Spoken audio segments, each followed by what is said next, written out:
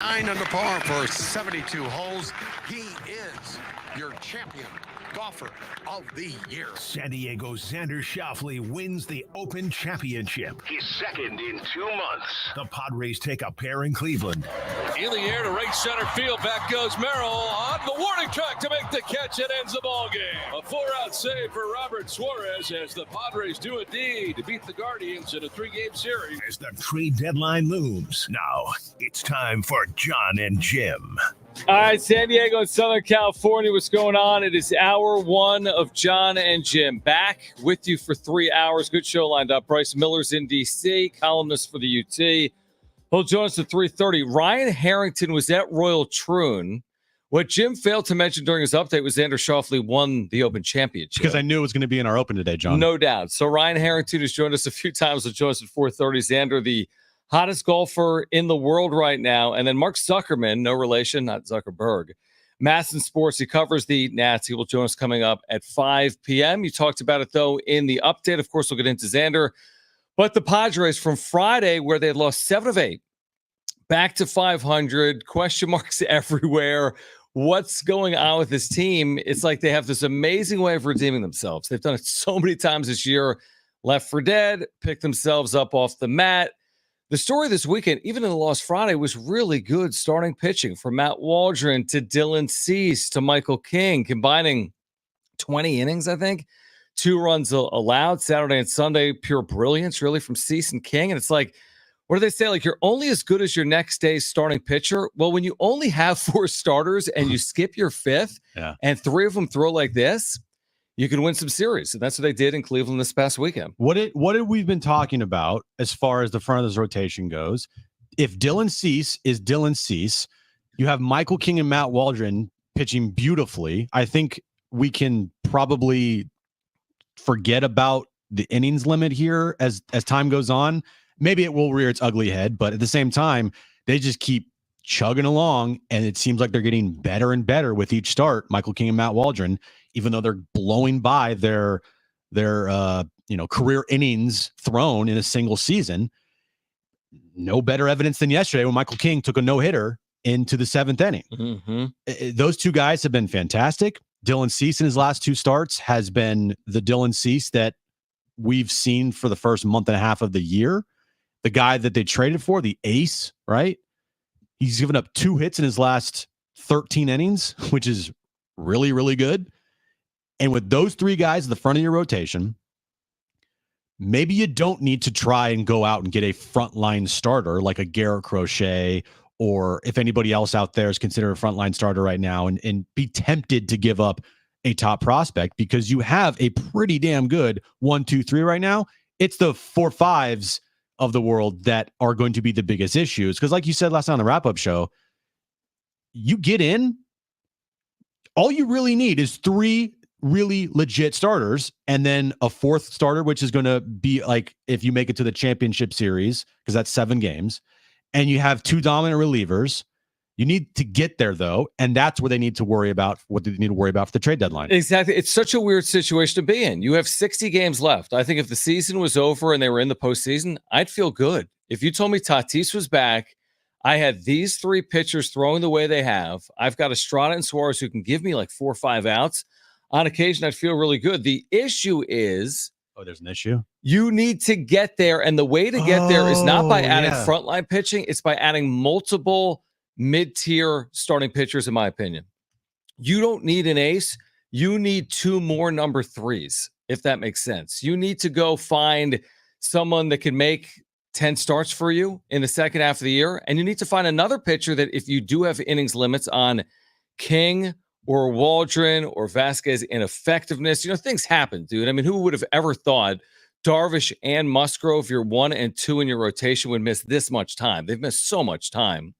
So I just got to assume something's going to happen down the road. They've been down this path so many times, 2021, 2022, even in the postseason. There's so many examples where they run out of starting pitching. I'm just adding. I don't need Garrett Crochet, but I need starting pitching. Kevin Acee actually talked about today with J. Riff and Fletch. Like, the one thing that can derail this, there's multiple things, actually. They're fighting to get in. They've been fighting all year long. But for me, you need starting pitching. I don't care how good Waldron and Cease and King were this past weekend. You're not going to get that every single time out. You only have 4 starters. Even the 4th can be a stretch in Randy Vasquez. Go add starting pitching. Go add multiple starters, in my opinion. And this weekend's series was great for pitching. The offense was up and down. I'm glad, you get 2 runs yesterday thanks to Higgy, and that was enough. That's all you needed. And Friday night, out the jump, you go get shut out. Wasn't great, but then you turn around, you have a really good Saturday with 7 runs on the board there. Dylan Cease was fantastic. And then yesterday, Michael King was also fantastic, and you put enough runs on the board to win that game, and Suarez and Estrada shut it down there in the 8th and 9th. How many not frontline, but in 2022, when they made the NLCS, all right, who was their 4th starter? I think it was both Mike Clevenger / Sean Manaea based on Game 4 of the National League Championship Series. Didn't one of them start? And then Mike Clevenger started. Clevenger started them, and I was first on in relief. And those 2 guys had, fair to say, bad seasons. They weren't good. Yeah, at best, they were worse average. than Randy Vasquez is right now. Yeah, way definitely. worse. And our issue, what we said in 22, was basically they eventually ran out of starting pitching. But it didn't happen until the championship series. They had Snell, Musgrove, Darvish lead the way for the entire year. They had 3 starters, frontline guys, all pitching really, really well. Then you had in the back end of your bullpen, Hader and Suarez, when they picked up Hader at the deadline. This team has King, Waldron, Cease, Estrada, and Suarez. Those guys right there in a playoff series, that's pretty damn good. And if you can add to that in the bullpen, in the back end of your bullpen, you're looking pretty good as well in a short series. It's about, like you said, the biggest thing here, it's about getting there. And then that's where it's the problems. And that's how we look at this club right now and say, all right, you got to get the 4th and 5th starters locked up. I think Randy Vasquez has been totally fine. I think if you tell me right now, Randy Vasquez is your 4th starter for the rest of the season, I'd be good with it. It's about getting one more pitcher in here that can give you innings, can give you solid quality innings. And I think there's enough out there you can do that and get that done without having to give up a top prospect or 2. Well, a couple of things. We'll talk about potential trade targets for the Padres or players the Padres should consider coming up in 10 minutes. Let me say this. Randy Vasquez has had a good enough season. He should never start in a postseason series. We're getting way ahead of ourselves, but Randy Vasquez is not starting in a postseason series for the San Diego Padres if you believe you're going to win that game or win that series, in my opinion. So, and by the way, I'm with you. Maybe Vasquez can help you get there, but you don't need just one starter. You need multiple. What are the odds Vasquez, King, Cease, Waldron you need to have are all effective and healthy for the final 60 games of the year with the inning restrictions / limits / thresholds they've worked with in their careers? Yeah, you need to be ready for plan B, C, like all the above. And who else is saving you from the system? Adam Mazur, we saw the experiment. Great. Maybe he's a good long-term option. Maybe he gets traded. Johnny Brito, he's hurt right now in AAA. I'm sure you got an answer or 2 in the minor leagues, but not to pitch potentially to help guide you to the postseason or once you get into the postseason. And again, I'm with you. Maybe Garrett Crochet isn't the perfect solution for the Padres here because of his own innings issues. But you don't have to get Garrett Crochet. You don't have to. They don't have Crochet really truthfully on this team. They got Cease, who was 2nd in Cy Young. Nobody thought Waldron or King were going to be 2 of the better pitchers in the National League. They have been 2 of the better pitchers in the National League. Go find guys that can eat innings and be effective in doing it. They can help guide you to the postseason. And from there, I'm kind of taking my chances. I can't even worry about Game 4 of a 5-game series or Game 4 of a 7-game series. 50. Yeah, 2 games over 500. I do like the way they would stack up. I think they've beaten some good teams this year. We talk about how they play against teams over 500, but you got to get there first. Once you get there, you told me Tatis was healthy. I'm taking my chances probably with the way the Padres are constructed. Just go out a starting pitcher or 2 to get there. But here we are right now. This team takes 2 or 3 from a first-place team in the American League, a really good team who's only lost 1 time at home in a series all year long. That was early in the season of the Yankees. This is their only 2nd series loss at home. Best record in the American League. Best record in the American League. Are they going to figure out a way to be consistent, or are they going to continue to have hot stretches, followed immediately by cold stretches, followed by hot stretches, followed by cold stretches, followed by they can never be consistent. And when they either gain a sizable, like 5-6 games over 500, are they going to give it back right away? Like, are they going to the do latter? That? Yeah, But it'll be good enough, is my guess. It goes back to our. You're right. They're flawed. They've got injuries. There's been ups and downs. Why would we expect it to change? But even this up and down to this point, which has been a complete roller coaster, is like kind of enough. I just hope that at the end of the year, like the last 2 weeks of the season, isn't there down stretch where they immediately give away back everything they've done. So if they have a decent road trip here, and they started out great, taking 2 or 3 in Cleveland, you have an opportunity now to really make this road trip something special here. And I'm not saying you to go 8-1, but like 6-4 or 6-3 or whatever, like that would be fantastic.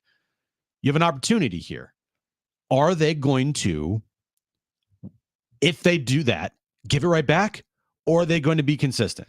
And that's the thing that I look at and say, I don't really trust them at all. They haven't earned it yet. They haven't earned my trust. And I don't think that even if they did have a good road trip, that they're going to continue to have good series and that they're not going to give it all the way back. It's the San Diego Padres under AJ Preller. I mean, this is who they are. Since acquiring Manny Machado, one of the best players in the game, when they signed him as a free agent, they're like 5 games over 500 in 6 years. So to expect it all of a sudden to turn on a dime, considering Darvish and Musgrove and Tatis, that to me, I'd be surprised. But do I think they could win 84 games? Like we've talked about all year long.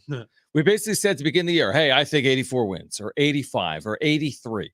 Do I think they can win 84 games?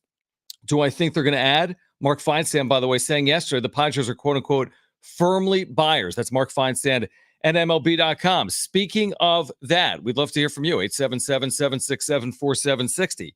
We have 5 possible trade candidates for the Padres. Let's share those on the other side. Plus, Bryce Miller, columnist for the UT, will join us at 3:30. Stay with us on Jon and Jim.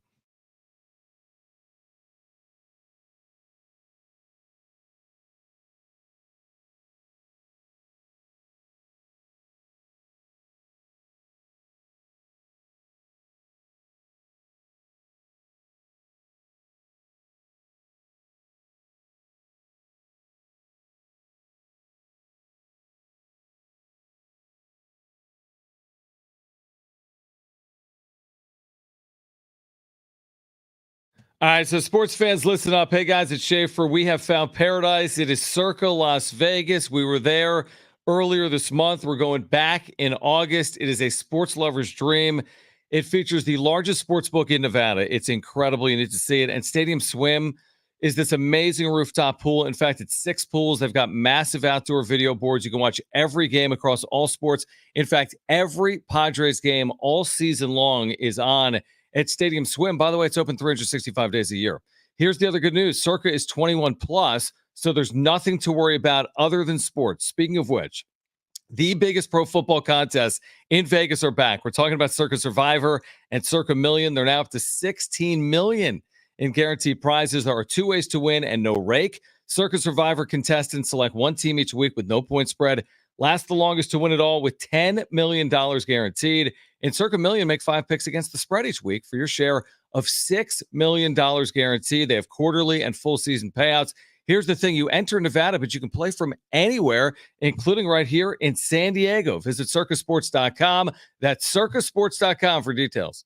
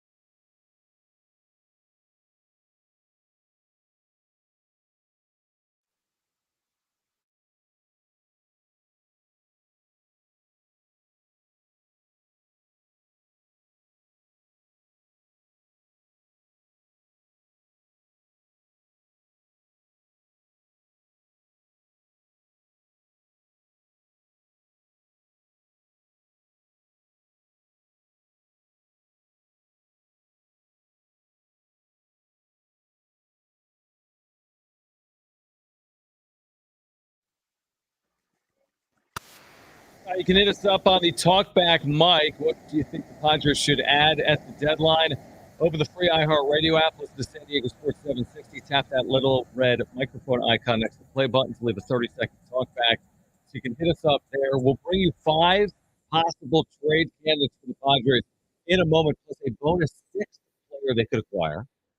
Jim has just added on a bonus player, yours now. A bonus. But do not go anywhere. Sign up now for a bonus pick. But before we get to the list, let's hear from Dave. Again, if you want to weigh in here, 877-767-4760. Bryce Miller will join us from D.C. coming up at 3:30. Dave, you're back on with Jon and Jim. Good afternoon, men, and thanks for the time back once again, and glad to hear you back in San Diego terra firma. So having said that, I'm thinking back a year ago at this time, the Padres pitching staff was Yu Darvish, Blake Snell, Waka, Lugo. I can't remember the other starter that they had. And you compare that to what they have this year, which isn't bad, but you put the two pitching staffs together and it's incomparable. You can't say that, yes, they're doing a little bit better this year, but out of that pitching staff, who's got a winning record? Michael King, Dylan Cease, they have winning records. This year? Well, by how much? Michael King's like 8-6, and Cease is like 9-7. And Dave, who cares what their record is? The team's record is 52-50. They've been pitching really well. That's exactly where they should be, given what they got. Now let's go back to AJ's trade record at the trade deadline dates. 0.0. Who has he brought in here in his history that has made an impact, that has delivered either a division title, World Series? Well, they don't have a World Series. There's the franchise. Who's he delivered? Thank you, Dave. I mean, he delivered Juan Soto. And Josh Hader, who didn't give up a run in the postseason. I mean, he delivered Juan Soto. Now, you might say Juan Soto wasn't Juan Soto. That's not really A.J. Preller's fault. Like, I'll defend A.J. Preller there. He delivered Juan Soto. Pretty big hits in the postseason, if I remember. And like you said, Josh Hader had massive moments against the L.A. Dodgers in the second round. Yeah. The divisional series. They got to a championship series. I mean, again, the stuff around it, 21, 23, all fair. Disappointments. But 2020, he's delivered at times. He's had swings. He's had misses. I mean, he's had big hits. Josh Bell with that big home run off Max Scherzer in Game 1. Yeah, I mean, listen, Dylan Cease has had more swings and misses than any pitcher in baseball this year. A.J. Preller acquired him. So it's not like it's all been for nothing. There's been some down. There's no question about it, but there's been some up as well. All right, here's some trade candidates for the Padres, all right? Okay. I'll say the name. You make an argument for, all right? We'll start here. They're all pitchers. They're all starting pitchers. Let's start with someone we've talked about, I think, at times here on Jon and Jim over the last 2 months. Tyler Anderson, left-handed starter for the Anaheim Angels, who has put together a very good year for a very bad team. Make the argument for or against, or just make an argument? Just why it makes sense. I mean, I think you're just, to further the point, he's got a 4 WAR. He's under contract through next year. Why it makes sense? Well, he's been really good. Why it doesn't make sense? Well, he's owed a good amount of money, right? That's basically it right there. He's controllable. He's had a really good season. He, I think, would fit in perfect with the rotation. I don't think he would cost like crazy amounts of prospects, like a high level prospect. But he makes too much money. I feel like I don't know how they're going to fit that in. That's how I don't know if that's going to work or not. All right. So, yes, they're up against like a CBT threshold. So, Anderson, a good fit other than the money. What about right-handed starter Eric Fetty of the White Sox, who's got a 4.4 WAR this year, a lot like Tyler Anderson, sub-3 ERA. He's under control through next year. He makes less money than Tyler Anderson, 7.5 per year. He does. The only thing that scares me about Eric Fetty, look at his career numbers. Not good. They are very bad for like, what you expect him to do. Now, to his credit, he's had a fantastic season. Sub-3 ERA, okay? He has over 100 innings pitched in the big leagues right now. His whip is 1.1. It's a fantastic season so far for him. And on the worst team in baseball. He's controllable as well. I just would be kind of hesitant a little bit just looking at his career numbers before the season, John. He didn't have an ERA in the 3s in his entire career. He pitched last year in Korea. So that would give me a little pause on trading for Eric Fetty. Now, if you got the Eric Fetty that's been pitching in, Chicago, here in San Diego. It's great, but you also got to remember you have him next year too. And if next year turns out to be the Eric Fedde of his previous years instead of this year, that's a problem. I would say it's worth the risk only because he doesn't make a lot, and you're basically getting a starter for $7 million, which is below market rate for a starter, even if he isn't overly effective next year. All right, Cal Quantrill, old friend, has had a good year for a bad team. The Colorado Rockies, he's got an over 2 WAR. He's got a 4.15 ERA, but the caveat is the elevation at Coors Field. What do you think about Cal Quantrill, who's making just $6.5 million this year as a starter? The one thing that he's not, that Preller loves, is he's not controllable. He's only on a 1-year deal. But the thing that makes him appealing is he can give you, quality innings. He is a guy that I think would fit in perfectly as your 4th, 5th starter. Mm-hmm. You get him out of Colorado, all right? You give him with Ruben Niebla. He's had a pretty decent season as it is. And oh, by the way, he's not going to cost you a lot as far as prospects goes, and he's going to cost you nothing as far as money goes, because his contract this year, it was 1 year, $6 million, and now it's probably like what, $2 million for the rest of the season. That's nothing. So you have the money to do it. You have the money, and it's not going to cost you a lot. Now, Jack Flaherty, Southern California guy. He's still only 28. He's with the Tigers. He's got a 2.5 WAR this year. He's got a 3.13 ERA. He's on a 1-year deal. That's maybe good news. The bad news is he makes $14 million this year, so he'd be owed something like $5 million. But Flaherty's pitched in the postseason. He's a bit of a veteran guy, and he's having a very good 2024. It's a pure rental. Yep. From the standpoint of 1 year, 14. This is exactly why the Tigers signed him. I think they may have had hopes of going to the postseason, but at the same time, using not happening Right. and using him as a trade piece at the deadline if he had a good season. He's not going to break the bank either, because I think he's probably owed around 5 or 6 remainder of the season. Yeah, something like that. Yeah. Yep. And I know the Padres are $12 million until that number that they do not want to cross. He might cost you more. He will cost you more as far as prospects goes over a Cal Quantrill, but I think Jack Flaherty would be a perfect fit here, honestly.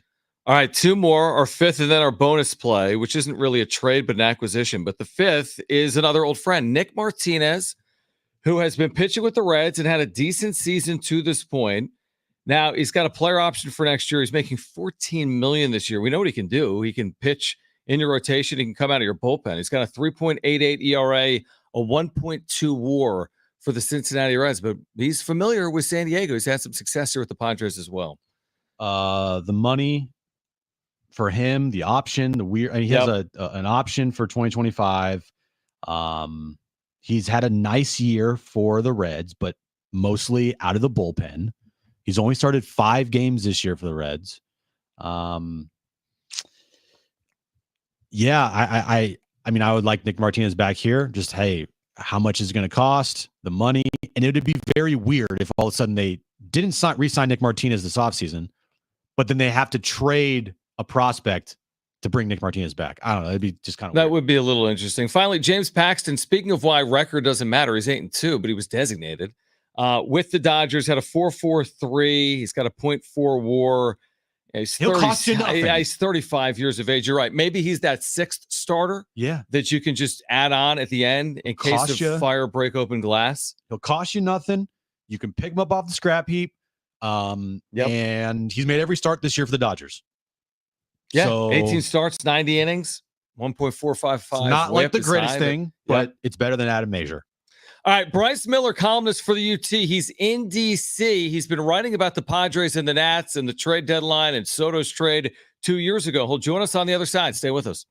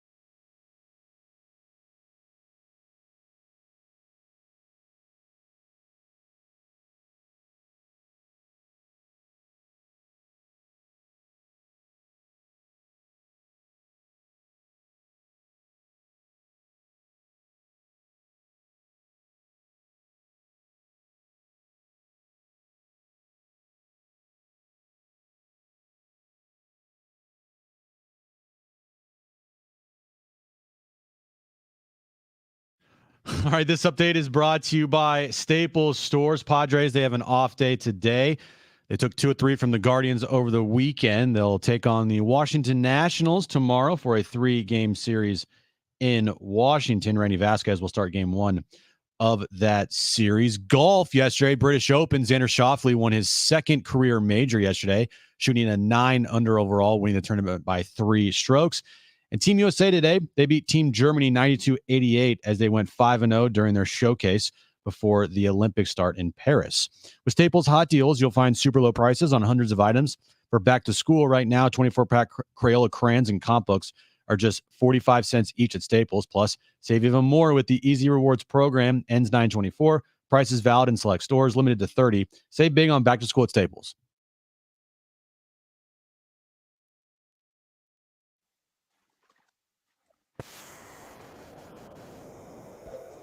All right, Jon and Jim back with you. Really good show lined up today on Jon and Jim. Bryce Miller is in D.C. joining us right now. Great columnist for the UC. Ryan Harrington, by the way, was at Royal Troon from Golf Digest. Will join us at 4:30. Mark Zuckerman covers the Nats for Masson Sports. Will join us coming up at 5 p.m. Bryce, I appreciate you doing this. I know it's busy. I know you've been writing. I know there's a million things going on. You've written some great pieces within the last 24, 48 hours. And for our listeners, I encourage you to check them out at the UT's website. You wrote about what happened back at Petco a few weeks ago, that quote-unquote dust-up between the Padres and the Nationals, and you quoted some Nats players. Is this thing over and done with from both sides, in your opinion, or not? And thanks for joining. Yeah, glad to do it. I don't know about the Padres side because I haven't really talked to Jurickson so far about it, although even on the day it happened, he was saying, he doesn't care about that stuff. And I think that's probably 80% true, but the reality was we all saw the reactions, after the walk-off, and then the reactions of the Nationals, and a few of the players were on the dugout steps. Jesse Winker kind of got into it with a fan, and then the next day at home plate with Hubert Ruiz, and then just the emotion after Machado followed on the first pitch with a homer, and same game. It's incredible how much happened in that 24-hour period. And then Profar hits the grand slam. Deep down, they cared. I mean, they cared about that moment. But I think I don't think it's personal. I think in a long season, if you get those moments to find energy to kind of capture it and bottle it and use it kind of as fuel, and that was one of those 2-game stretches where in a long season they had some of that rocket fuel and they used it. And at this point, that seems like a lifetime ago, even though it was a few weeks. But it was interesting to talk to Ruiz. And I came here a couple games earlier than the Padres. Kevin Acey was still in Cleveland, and I came here and hung out, did some work in the Nationals clubhouse, and to hear from different people about their reactions and their thoughts on it. And I thought it was really interesting. Mackenzie Gore, he's lived on both sides of that fence. He broke through with the Padres in 22. Even he laughed. He goes, the one thing you can't do after you're warned, after all of that, after standing around for 10 or 15 minutes, you can't hit the guy. And I hit him on the first pitch. And obviously hitting him on the back foot, there was nothing intentional about it. And just to hear him talk that through was interesting. But it just added a wrinkle into a relationship between two franchises. They're kind of, forever connected because of that Soto trade in 22. Yeah, and the players that they got back, Michael King, Randy Vasquez, Higashioka. They traded Drew Thorpe to get Dylan Cease in here. I mean, the Padres couldn't have asked for anything more from the players they got back in that trade. All of them are contributing. Yeah, and I sat down in the dugout with Preller in Cleveland, and we kind of went through and rewound a lot of that. And he's like, no, it didn't sound. He said, I don't regret it. It was the I'd do it again kind of moment. And I don't think that's just because it's a guy in a leadership position who's never going to admit he's wrong. And I don't know that he was wrong in this situation. In fact, I don't think he was. But the success that the Nationals are now beginning to have with real contributors from that trade, James Wood, Mackenzie Gore, C.J. Abrams was a first-time All-Star. But if you get a shot, you get a window, it might be once in a career that you can go get a Juan Soto. And he brought up a good point that I hadn't really thought of, and I included it in the piece that's published today online. Was, he talked about, we thought we were going to have Fernando Tatis Jr. back at that moment when we got Soto. And I was on the road trip to DC last time, and that's when the performance-enhancing drug suspension came down. So they kind of got a curveball in the middle of all that in the Soto trade, but they went for it and tried to win, and they thought they were in position to win a World Series right at that moment. And even talking to Patrick Corbin for the Nationals and some other guys there, they're like, the players there completely, two of them brought it up without me asking, respected that a team went for it in the way that they did with the Soto trade. So I think people get why Preller and the Padres tried it, but without Tatis in that moment, I get why that wasn't exactly what they thought they were signing up for. Bryce Miller, columnist for the UT, with us right now. Jon and Jim, he's in D.C. where the Padres and Nationals will begin a series tomorrow afternoon Pacific, tomorrow night out in D.C. How do the Nationals look at it 2 years later from their perspective? Like you said, if you're Preller, you're probably doing it again. I completely get it. From the Nationals' perspective, I think James Wood was up. He hit basically a game-winning home run yesterday for the Nats, who completed a sweep of Cincinnati. So how do the Nationals see where they are, specifically after that trade of Juan Soto? Yeah, I mean, I asked the manager, Dave Martinez, that exact question, and he's like, in the moment, you never want to be the team that's losing a Juan Soto. I mean, in that moment, no one wants to be in that spot. But he goes, that accelerated our rebuild. That really ramped up the timeline, because rebuilds can take a long time. But if you get that many players, I mean, three of those prospects are major contributors at this point for the Nationals, and two others potentially can be, down the road. I mean, the jury's still out. And Robert Hassel was considered potentially the big piece at that moment. He had the highest stock and ceiling in a lot of people's eyes, and he's been injured, and he's kind of struggled with injuries, which we know can happen all across baseball, and that's not unique to any prospect in general. That's the dice that you roll. But it just moved that up so quickly, and now here we are 2 years later, and Juan Soto's not with the Padres, but the Nationals are starting to see something. And by sweeping the Reds, they're in that gaggle of teams that have a realistic shot at a wild card spot. And for guys that young, both Abrams and Wood told me, it feels like we get a chance to build something of our own. And before, they were in a real veteran clubhouse with, $300 million contracts and established names in the game. And this environment certainly feels different, but I think the Nationals are fine with how this turned out. Bryce, you recently talked to AJ. Could you get any inkling on how aggressive he potentially could be here at the deadline?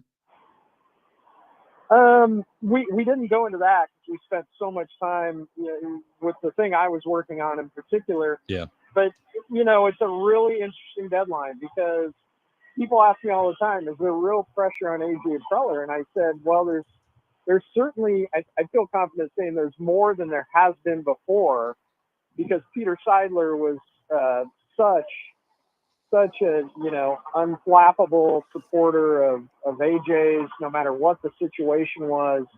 And Eric Katsenda, we heard initial comments, everybody will be accountable. And if this trade deadline, he feels like his job could be at stake, of course he's going to push every button possible. But at the very same time, the franchise has made it clear, and they've worked so hard to position themselves to be under the CBT, the competitive balance tax, so they can reset that clock. The penalties are massive, into the tens of millions of dollars. And just the fact that if they can be competitive, make the playoffs without going over that tax threshold again and reset that clock, he's got to kind of thread that needle. But if there's any way at all for him to get pitching of some kind, whether it's another starter, a bullpen piece, I'd be shocked if he wouldn't do it. And the thing that makes some people say, well, how do you do that? And I would say, well, how did he get Luis Arraez, a two-time batting champ, without basically paying anything beyond some draft capital? how did he get Dylan Cease? He's one of the most creative guys in baseball. So if there's a way to do it and stay under that tax, he will find a way to do it. Bryce, before you go, because you've been busy covering the Padres and the Nationals, and then you end up, correct me if I'm wrong, on the South Lawn today at the White House. Point Loma's women's soccer team was honored as a national champion along with other teams nationally. What can you tell us about this event and its overall significance? Well, it was a pretty incredible moment for them, the members of that soccer team, because, you know, in and of itself, being on the South Lawn of the White House and being recognized, even though it was, I think there were over 1,000 athletes across Division 1s, 2, and 3. But they were there at just an incredible moment in history, potentially. Kamala Harris woke up yesterday as a candidate for vice president of the United States in the next election cycle. And she woke up today as a candidate for president of the United States after Joe Biden said he wouldn't seek re-election. And so the environment was different than even something that just would be honoring athletes and teams and champions, because these ended up being Harris's first public comments at the beginning of what now will be a accelerated campaign push. So we had on risers behind us TV cameras and reporters from all over the world, different languages, and they were doing spot reports, and it was all like, these are the first public comments from Kamala Harris after Joe Biden announced he wouldn't seek re-election. So it wasn't just an event for athletes and teams. It was, a pretty stunning moment in time, almost unprecedented for one party to try to rally and figure out a nominee, in a really tight window. So for all those reasons, talking to the coach and some of the players, they realized they were here for a moment that it's not likely they'll ever forget. You can read more about it today in the Union Tribune. Bryce Miller covering a lot of San Diego sports in our nation's capital. Bryce, appreciate you taking time for us. Safe travels, and we'll do it again soon, all right? Yeah, thanks, guys. All right, great stuff. Bryce Miller from the UT. On the other side, is that good? The best and worst of the sports weekend next on Jon and Jim.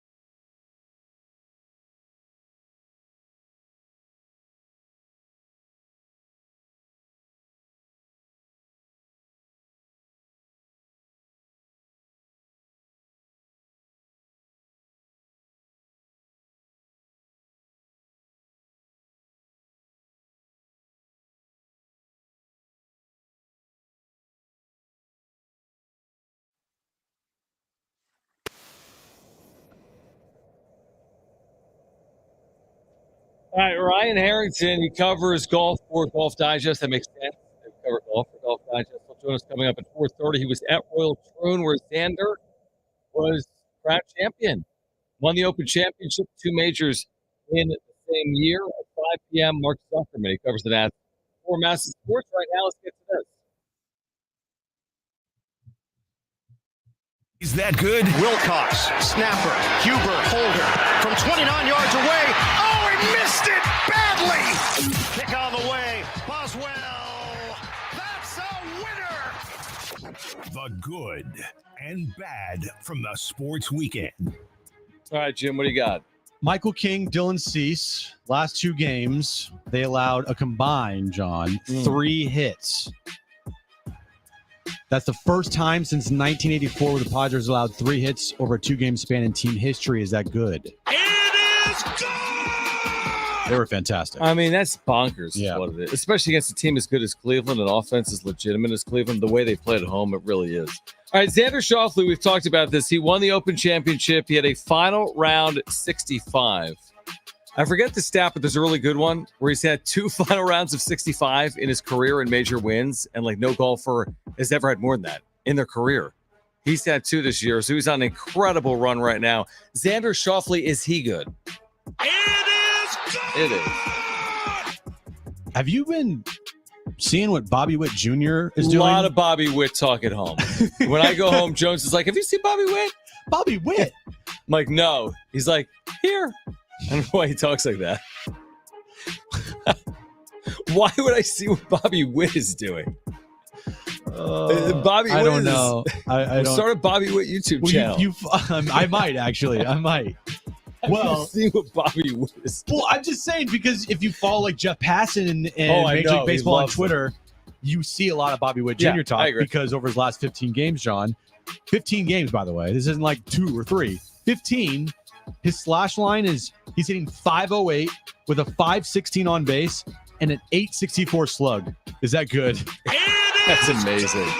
So he's on a bit of a bender. He's 9 for 11 since the All-Star break. Well, speaking of someone that's red hot, Xander Bogaerts. Oh, Not he's just Xander smoking Schauffele, hot. he's smoking hot. He's 8 for 21. He's just on fire. Since coming off the IL, he's had 4 multi-hit games in 6 games. He's arguably the best player in baseball right now. Not better than Bobby Witt Jr. Other than Bobby Witt. Has Xander Bogaerts been good? It is good. He's been good. He's been good. He's been good.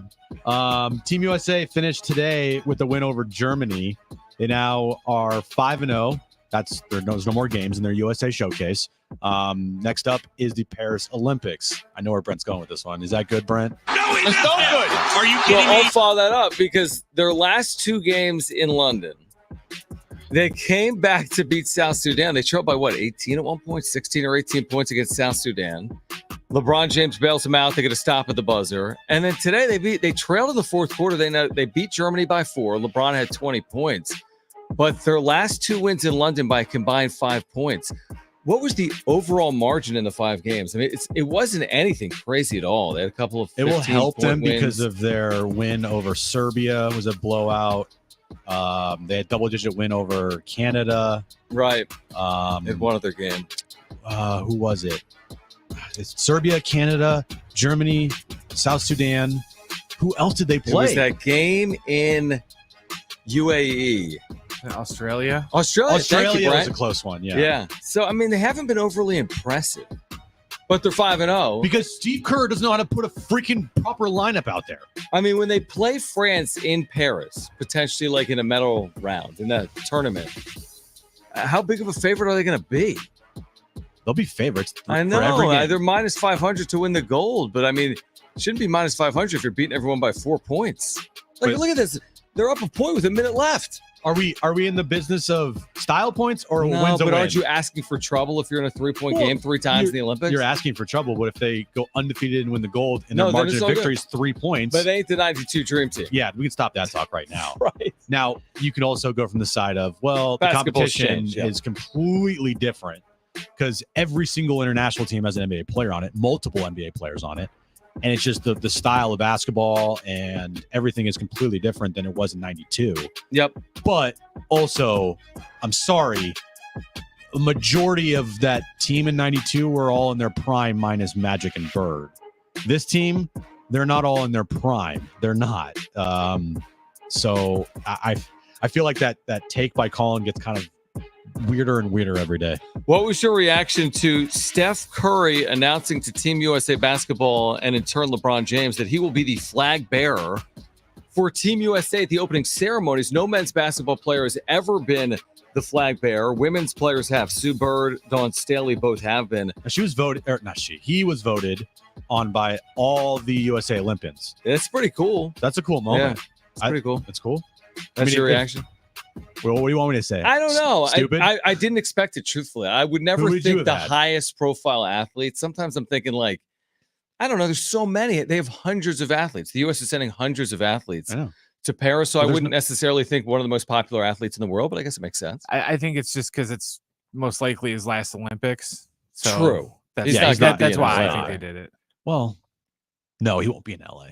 He's going to be 44, 43. Is he 39? Him and Bronny in LA Olympics. Yeah. That'll be the big talk. How did Bronny make this Olympic team? Why is he on the Olympic team? Who knows? By then it'd be how does LeBron make the team too? So how does this affect LeBron's legacy? By the way, you mentioned Team USA will play Serbia Sunday. That's their first game. The opening ceremonies are Friday. Yeah. And they're in Paris now. They were in London for today. They'll travel to Paris. And this, like, what's another example of this where I guess women's basketball, we'll get into that during the wrap, but like if you don't win a gold, it's the biggest disappointment ever. Like you have to win a gold every time you go out there in the sport of men's basketball. It's like that's the only expectation. You can't, in fact, not only do you have to win a gold, in my opinion, you can't lose a game. No. Like as in you could lose a game and win a gold, because you could lose in the group stage and then still win a gold. But like in the sport of men's basketball, you just can't lose. No, not with this team, not with these players. I mean, if there were different players on the team, then yeah, if they just want a gold, that's all you care about. But with this team, like you can't lose at all. You just can't. You just can't. And I don't think they're going to blow out these teams. I don't think they're going to like just walk their way to a gold medal. It will be tough, but I think that they can win the gold. And, they absolutely. They should be considered the favorite, and they are. And honestly, like it's going to be fun games to watch. Because what would you rather do? Watch a 35-point blowout or watch a really competitive game?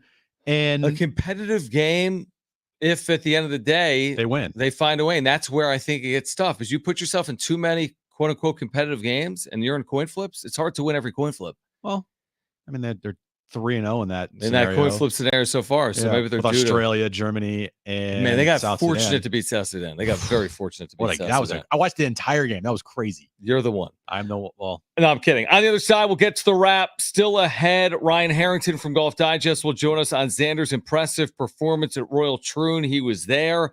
Mark Zuckerman covers the Nats. He'll join us at 5 p.m. It's hour 2. Jon and Jim next.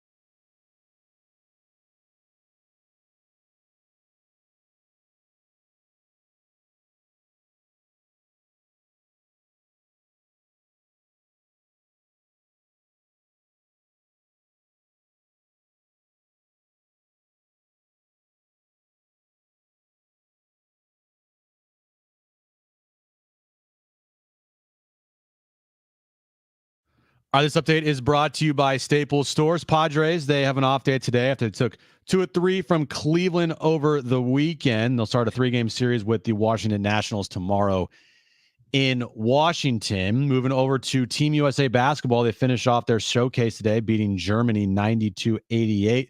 They're 5-0 in their showcase and exhibition play. Olympics start this weekend in Paris. And yesterday morning, the British Open concluded with Xander Schauffele winning his second major of the season and his second major of his career. With Staples Hot Deals, you'll find super low prices on hundreds of items.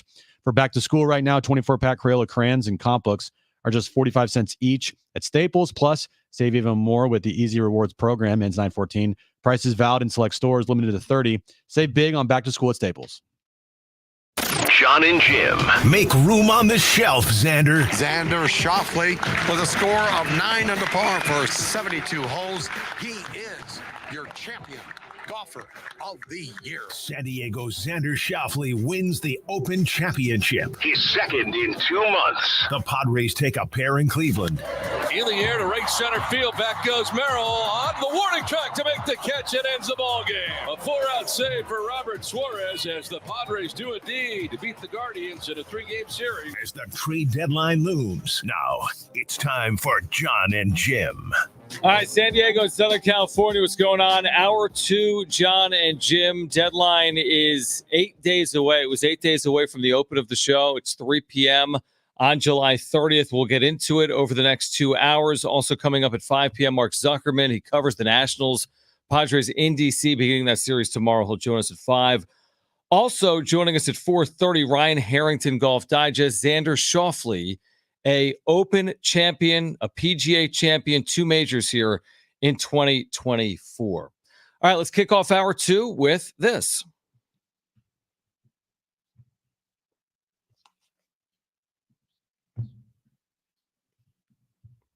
Who's had a better year, Xander Schauffele or Scotty Scheffler? By the numbers, it's Scotty Scheffler just because he's won more tournaments and he's finished in more top 10s than Schauffele has.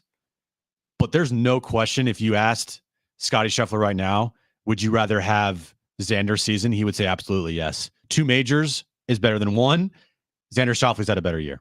Yeah, I agree with you. It's a little bit like the conversation we have in baseball or men's basketball. It's like you win 110 games, but you lose in the postseason, or you win 88 games and you win in the postseason. You'd maybe rather win 88. Or in the NCAA tournament, you could be a 1 seed, but you better get to a Final Four, if not win the national championship. I mean, Xander's year is incredible. To go from best golfer to never win a major to maybe best golfer in the world, I get it. Scotty Scheffler's had an amazing year, but he's right there, 1A. To win an Open championship and a PGA championship within 2 months of each other is truly incredible. He's won 2. It's kind of rarefied air, Jim. I mean, you get a third in your career. There's not dozens of golfers with 3 or more major championships. He's already halfway to a career Grand Slam. See how many guys have done that. Well, Tiger, obviously, in the recent memory, but Scotty, he's been great at the Masters, but he can't get over the hump anywhere else. And so when you're looking at career Grand Slams, Xander's closer than Scotty. All right, hold on. Let's look at this real quick. Nicholas Woods, Hogan, player. Is it Sarazen? Gene Sarazen? I think I'm saying that right. Is that it, dude? Yeah, there's not that. The modern Grand Slam is 5 players: Jack Nicklaus, Tiger Woods, Ben Hogan, Gary Player, Gene Sarazen. Now he's got 2 to get, not 1. He has an opportunity next year to pull off the Tiger Slam, which is consecutive, right? Win a Masters. No, the U.S. Open was after the PGA Championship, right? Yeah, it went Masters, PGA, U.S. Open, Open Championship. Right. So he went win, loss, win. Right? He hasn't gone win, win. He's going win, loss, win. Right. Tiger Slam is when you win 4 in a row, which is ridiculous. Yeah, obviously. But 2 out of 3 ain't bad either. Well, he could win a slam next year, which is crazy. I mean, again, that would be like one of the best 2 years in golf in a long time. That sounds like a Street Fighter move. Tiger Slam. Tiger Slam. Tiger Slam. All right, Xander is halfway to a career Grand Slam. Great point. Next question. Do you guys still think Team USA's men's basketball team will win the Olympic gold? Yeah. I mean, these were good tests for them, like as far as like playing close games, because you're probably going to get some more close games in the Olympics. It's gonna be weird. Like I could see a scenario where the next time they play South Sudan, they win by 30 points. Oh yeah, me too. Or the next time they play Germany, they win by 30 points. I agree. You know, so it's a good test, the showcase. Even if they did lose in the showcase, it didn't count towards the Olympics. But it's not going to be easy. Like they're going to have to lock in and make sure they go out there and not F around. Did KD play today? He did not play. That's the story. I feel like if Kevin Durant isn't healthy, they're susceptible. Look at how this is played out. If Kevin Durant is truly healthy, gives them those 20-plus minutes, great scorer and all-around player that he is, maybe they create an additional 3, 5, 7 points of separation. Is KD effective, healthy? What impact does he have on the team? It can be massive, obviously. So I think KD is the key for Team USA potentially here in 2024 in Paris. Next question. What did you think of the WNBA All-Star game? It was funny seeing the WNBA All-Stars beat Team USA. And yeah, I thought kind of beat thing. them handily. Yeah. But that also to me showed that Team USA, they weren't playing as hard in that exhibition as they may have if it counted. But it doesn't matter because Team USA basketball is going to roll through everybody from the women's side. Yeah, like their stiffest test was fellow Americans in the WNBA. There is nobody in the world that will beat that team besides the WNBA All-Stars, which was cool seeing Caitlin Clark out there with Angel Reese, and they're on the same team. Yeah, they're giving each other high fives and stuff. Yeah. There was a girl, by the way, and I don't know how to pronounce her last name, and that's on me. Ogunbowale. I think that's right. Ogunbowale for the win for Notre Dame. So Her brother impressive. went to Wisconsin. She must have hit 8 threes. She scored 34 points. I mean, she was so impressive. The shooting in general in the game, I watched the second half with Kristen. It was impressive. It was a good display. You could tell both teams kind of wanted to win. It wasn't one of those typical all-star games where everyone just scores. The teams were defending each other. I found it to be entertaining. I haven't seen the ratings. I would expect it to be massive. There was nothing on. Oh, yeah. People were talking about it. I'm expecting 3, 4, 5 million for that WNBA All-Star game on Saturday night. Let's get to the next question. Could Hassan Kim be traded? No, and no.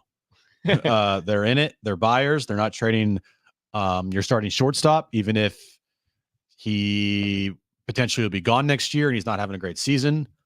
What if he brings you back what you need? No. Like how Juan Soto brought you back what you needed. I mean, it's a different example.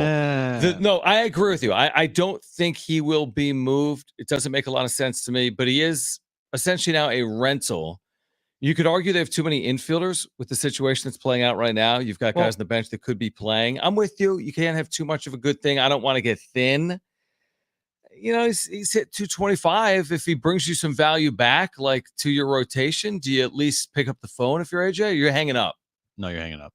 Hey, Jed, click. No, Jed's a terrible example. First off, you're not probably going to get much back for Hassan Kim anyway. Because it's a rental. Yeah. So, and the teams that would want Hassan Kim are the teams that are in contention, right? The teams that would want Hassan Kim, because he's a rental player. Yeah, I mean, unless there's some salary considerations in there, as in you're getting rid of salary to take salary back, which we've seen play out this year with like the Marlins Padres trade. So, like, are you moving him to dump because you're taking on money on the other side? There's no scenario. So, yeah, I'm with you. I don't think they should. I'd rather have the luxury of a guy that I know can field his position every single day of the week. You know, offensively, he leaves something to be desired. He's had better moments than 2024, but he's not incapable, right? Offensively, like he's a solid piece, primarily for his defense that can come through occasionally at the plate as well. If they lose their next, how many games to the deadline? 6. If they lose their next 6 games, even then, no, because there'd be 52 and 56. I mean, nobody wants to envision. I don't think they're losing their next 6 games. They have another 6 game. They have 6. No, they have 8. I will bet you $400,000 until the deadline. Yes. Now look it up. $400,000. Okay, so I need everything that you own. Which is not much. Bentley. When's the deadline, John? July 30th at 3 p.m. How are you going to make these payments to me? Is it going to be $4,000 a month for 100 months? Is it going to be $400 a month for 1,000 months? There's 6 games. That's it. This trip. There's no chance they're trading Hassan Kim. No, because they're also not going 0-6. Wheels falling off is like 1-5. And because they haven't even had a 6-game losing streak this year. They're not going 0-6 here. They're playing the Washington Nationals. They should beat them hopefully a couple of times. We'll see about Baltimore. So you don't think there's anyone? Is there anyone on this 26-man roster that could move? Just because you're a buyer doesn't mean there isn't someone on your big league roster that could move. I mean, they were a buyer in 2022 and they started selling off parts like the Eric Hosmers of the world, whomever else, who was, the Luke Voits of the world. But you think this big league, you know what I mean? Like if you're going to add a starter or two, someone's going to have to come off this big league roster. Well, they have a guy named Bryce Johnson who is not a major league player. Right. Adam Major, he's not up, is he right now? And Adam Major's not up. He could be dealt, by the way. Potentially. You heard that here first. It's a guy that I would not be surprised if they try to, ship off to somewhere. Graham Pauley, who we saw this year in the big leagues. Is another guy. Don't be shocked if he moves. I would say of the Lesko, Snelling, Major, I'm going to guess 2 of those 3 are gone. Of the Lesko, Snelling, Major, 2 of the 3 are gone within the next 8 days. Yeah, and I am already saying Graham Pauley.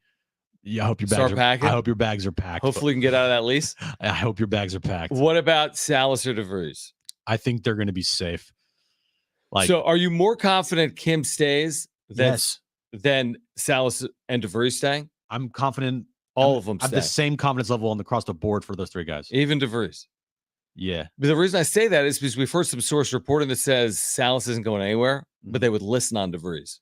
Man, if they ended up trading Leo DeVries and they did get a Garrett Crochet back, man, yeah, you'll be following those 2 careers. It's kind of like one of those situations where he has the it factor when you see him down in the minors.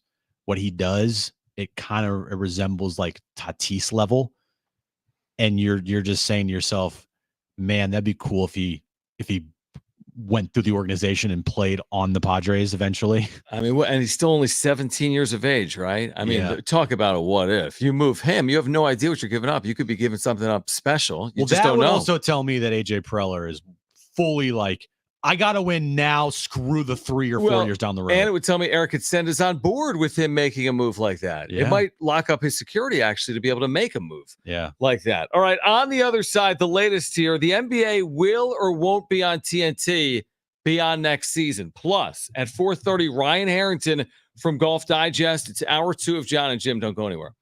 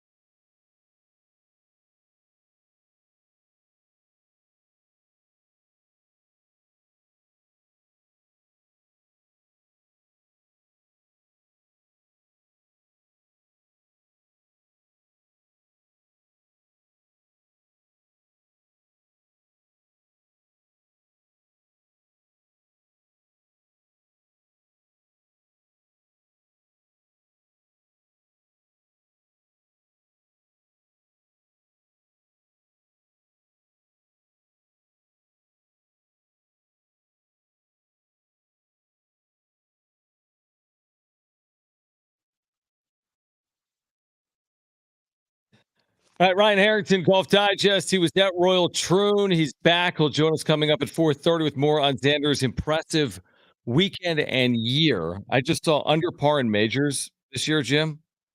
Look at this. In the 4 majors, the player that was the most under par, not only was he Xander, he was minus 31 Schauffele. The next closest golfer under par this year in majors was Scotty Scheffler. He was 14 strokes off Schauffele's 16 rounds in majors. Well, you can thank the PGA Championship for that one. And also the Open Championship, right? He was 8 shots clear of Scheffler. 9 under is really good in the Open. Right, but he set a record. But you set a record for the PGA Championship, you're going to have. That's a good point. That's a very good point. Stick to baseball, John. Okay, so the NBA, will it or won't it be on TNT beyond next season? So we know about the rights deals, and apparently the NBA had a deal in place with ESPN, NBC, and Amazon. But hold on, because TNT or Turner had a match. So they executed this match today, but they had a right to match? They had a right to match, okay? But the NBA doesn't want them to match. So the two sides are at like a crossroads here, which is Turner has said, we'll match. The NBA has said, well, we want to deal with Amazon. It could go to a court eventually. I don't think that's a guarantee, but it's either going to be on Turner beyond next year or it's going to be on Amazon beyond next year. But nobody knows as of today what's going to happen. And the number is what? Like 70-something billion dollars? It's $1.8 billion per year for this Turner Amazon package for 11 years. Okay. So 1.8 billion times 11 is 20 bill. So it's either 20 bill from Turner. What did I see? Well, that's the total deal with ESPN and with NBC. Yeah. 20 bill for this Amazon package. TNT has matched it. Okay. But the NBA is like, we don't want you to match. What is the NBA doing? That's just like it's going to get ugly. It seems like it, yeah. You have something that everybody loves on Turner and TNT but they want out from their Turner deal, the NBA. Why do you think that is? The Turner president made a comment within this round of negotiation within the last half year saying we don't need the NBA. That's right. Now, again, like you're going to go like to the nth degree to force him out because of one comment made by the president of the company that we don't need the NBA. And the NBA has put their foot down like, then we don't want you. Well, guess what? If Turner and TNT match the deal and they're willing to pay you $1.8 billion per year. Yeah, then how can you not honor that? They had a match in their deal. Now, there's certain things, Jim, they can't technically match because Amazon's a streamer. So, like, part of the deal is like, hey, put this number of games on, like, streaming. Well, Turner can put some on, I don't know, what a Max. But it's different. What Amazon's able to provide is different than what Turner is able to provide. So maybe by like the letter of the contract, they can't exactly provide it, but they're going to match the dollar figure. Why would you pay to have a right to match in a deal and then you match it and then the NBA is like, sorry, like that's not right. You put a right to match in the deal. Yeah. So how can that not be honored? There will be lawyers. A lot of them. A lot of lawyers. And if Turner and TNT, they want the NBA and they have this in their clause that they can match, I don't see how there's anything the NBA can do to get out of it, truthfully, because it's pretty like black and white, it seems like. This is Andrew Marchand, all right, at The Athletic, who's a sports media reporter as good as there is, really. He writes this: while TNT has the contractual right to match an offer per its current contract, the NBA is expected to decline the network's right to take the agreed-upon Amazon package. Sources briefed on the NBA's plan said the league's preference is to honor the $1.8 billion per year contract it has agreed to with Amazon. By the way, listen to this, guys. They wanted to announce this by Friday because of the Olympics on NBC. The NBA and NBC wanted to announce this new media deal, along with the ESPN deal and the Amazon deal, Friday to kick off the Paris Olympics. But that's now in limbo because of this right to match. If you don't want a right to match, then you shouldn't have put it in the deal, is what I would say to the NBA. You put it in the deal. You put it's legal jargon. It's jargon or whatever. Yeah, it's there. You know, you have a right to match even if you don't want to be there. If they say yes, we'll match that, you're SOL. Sorry. And frankly, I think a lot of NBA fans We'll be like, yes, will be happy with it. right. Because they don't want to lose inside the NBA. Like that is pretty much the only thing that Turner and TNT provide that I feel like NBA fans love more than anything. Kevin Harlan as a play-by-play man. Fantastic. Yeah. I think that the TNT broadcasts are always good. I always love TNT and Turner when it comes to like the Western Conference or Eastern Conference Finals and playoffs. And let's be real here. Inside the NBA is the NBA. Like that is what that right there alone is enough to have them stay on Turner and TNT. What you're going to get on NBC and Amazon or whatever will be not even close or comparable to what Inside the NBA brings you. And frankly, the whole thing with Charles Barkley saying he's going to retire after this year because it's the last year for TNT and Turner. If this happens to go the route of NBA staying on Turner and TNT, well, then Charles ain't going anywhere. Like you're paying $1.8 billion. Charles Barkley will be on Inside the NBA for the foreseeable future. By the way, this NBA deal that we're talking about that, like you said, is $75 billion, whatever it is, which is like, it's crazy. Amazing number. You know, whatever that is divided by 11. But isn't the Six or seven? Isn't the NFL like 500 billion or something crazy like that? No, here's what's amazing. Listen to this. ESPN's deal with the NBA, ESPN's going to pay $2.6 billion per year. They're paying the NFL $2.7. Okay. Now they're going to get a different package. They're going to get a way different package. The NFL media rights are much higher than the NBA's, but that just tells you how much money is in the NBA. It was a whole nother conversation. My point is the WNBA is also signing a deal that is like a complete fraction of the NBA. I mean, it is a complete fraction. It's like 2%. It's 2.2 billion, but the NBA deal 76 billion.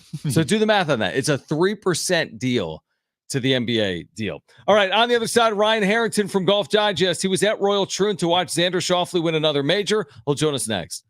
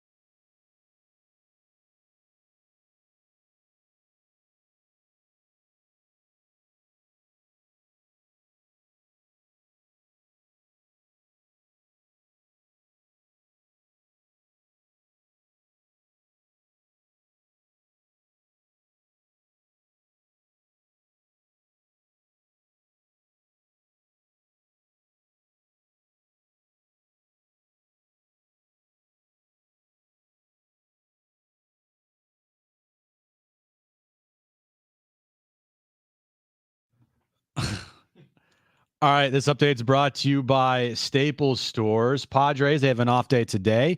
They took 2 or 3 from the Guardians over the weekend. They start a 3-game series with the Washington Nationals tomorrow afternoon in Washington. Team USA finished up their showcase this morning. They took on Team Germany. They won 92-88. They finished 5-0 in their showcase. And over the weekend, Xander Schauffele won his second major of the season, shooting a 9-under, winning the British Open. With Staples Hot Deals, you'll find super low prices on hundreds of items for back to school right now. 24-pack Crayola crayons and comp books are just 45 cents each at Staples. Plus, save even more with the Easy Rewards program. Ends 9/14. Prices valid in select stores. Limited to 30. Save big on back to school at Staples.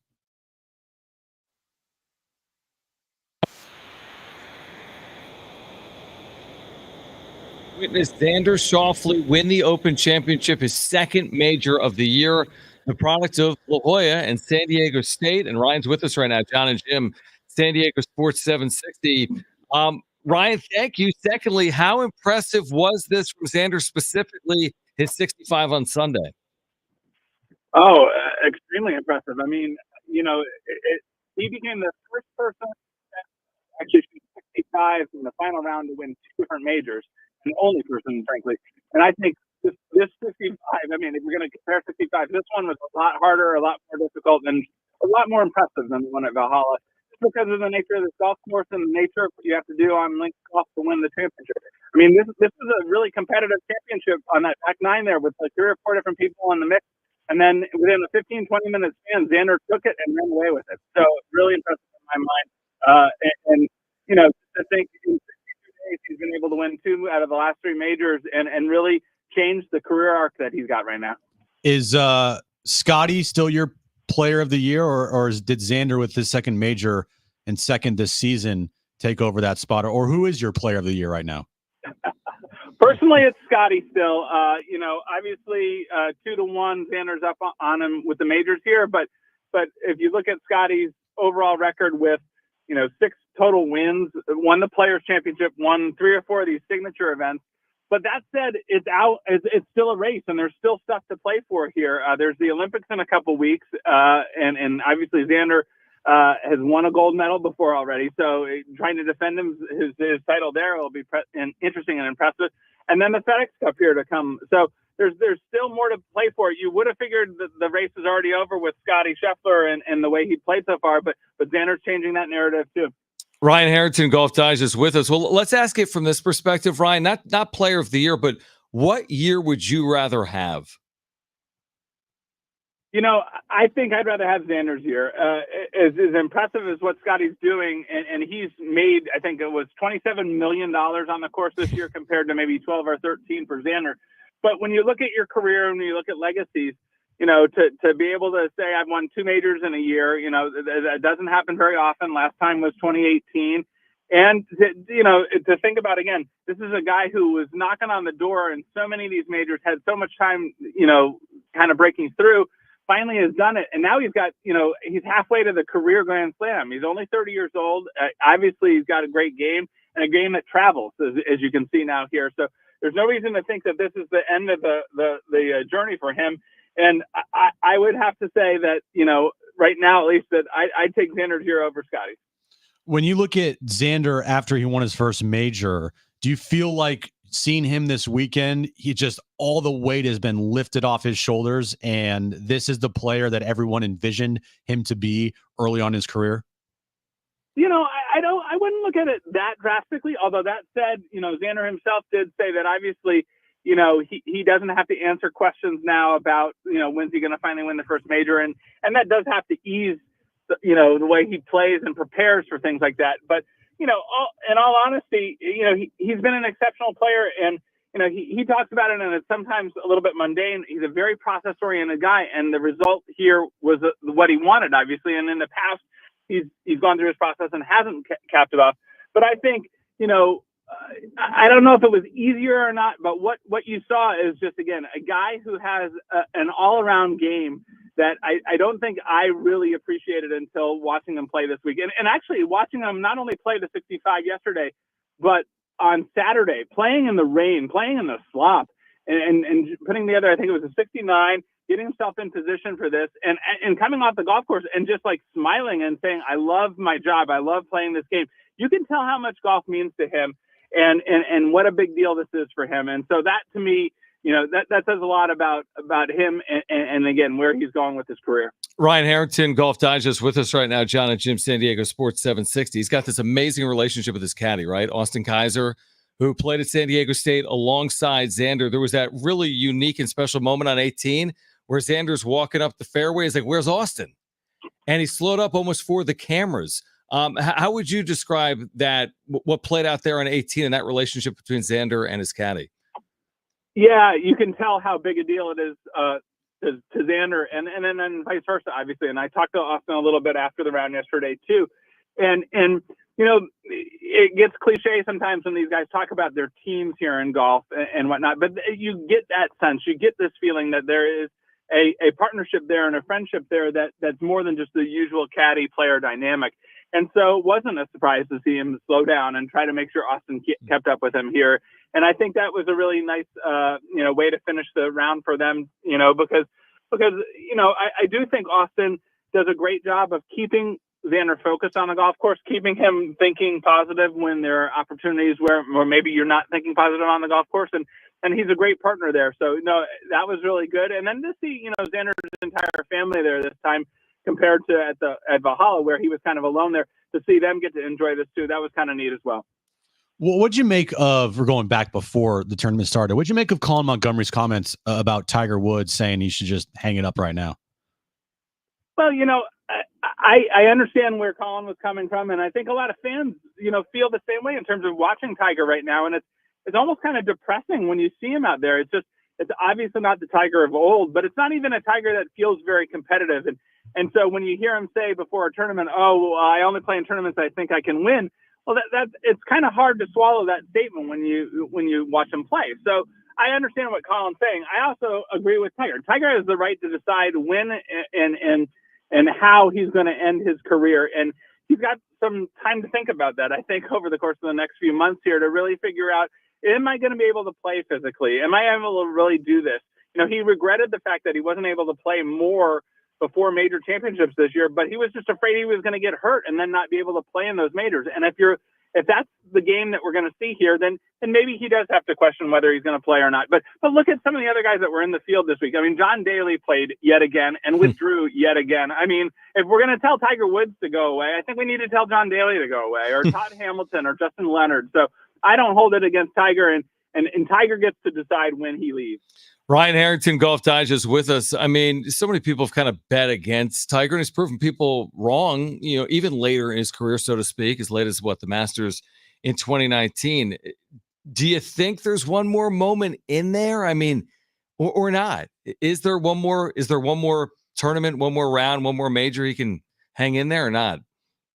Well, definitely not one more major, and I wanted to believe just as much as anybody that there's still something left in the tank here. And there could be, there could be a PGA Tour event maybe at some point, but there's no reason to think right now that his game's going to be good enough to be able to play in a major championship, let alone contend in a major championship, just because he doesn't get the reps anymore. He doesn't have the ability. Think about when he came back from his injury before he won the Masters in 2019. He played a lot. He won the Tour Championship, which was a big deal. He worked his way into being able to win that Masters and pull off that miracle there. He can't do that right now. And so I don't think there's any reason to think, and obviously the time is catching up to him. He's going to turn 50 at the end of next year. I just don't think a major is really something that he's capable of doing. Now, can he play a little bit more and win a PGA Tour event and get up to 83 and be the singular leader of the all-time record there? Maybe if lightning, finds lightning in a bottle here, but I just think physically we've seen what's happening here. Maybe that ankle's fused and it's all right, but the back isn't right. He's just not physically able to play the way he once did, and so I don't think we're going to ever see him win again, unfortunately. What have you made of Rory's season? He missed a cut here. Say what you want about the U.S. Open, but it feels like everyone says that he choked that away over Bryson DeChambeau. He's had one tournament win this season, but a lot of, top 20, top 60 finishes. Like, how would you describe his season? I think there's going to be disappointment because of what happened at Pinehurst. And I wouldn't say that he choked it away necessarily. I mean, obviously he missed 2 short putts. Don't get me wrong. I'm not trying to defend him against that. But I think Bryson played pretty well on Sunday at Pinehurst. But when you look at his season in total, I mean, it's another lost year in all honesty, because he's been playing pretty well.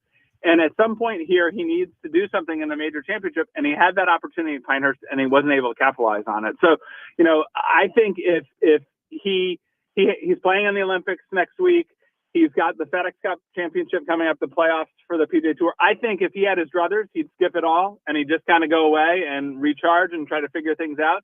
He can't do that. And so he's got to, come back here. And so I think he's got to convince himself, okay, I can get my game back into shape.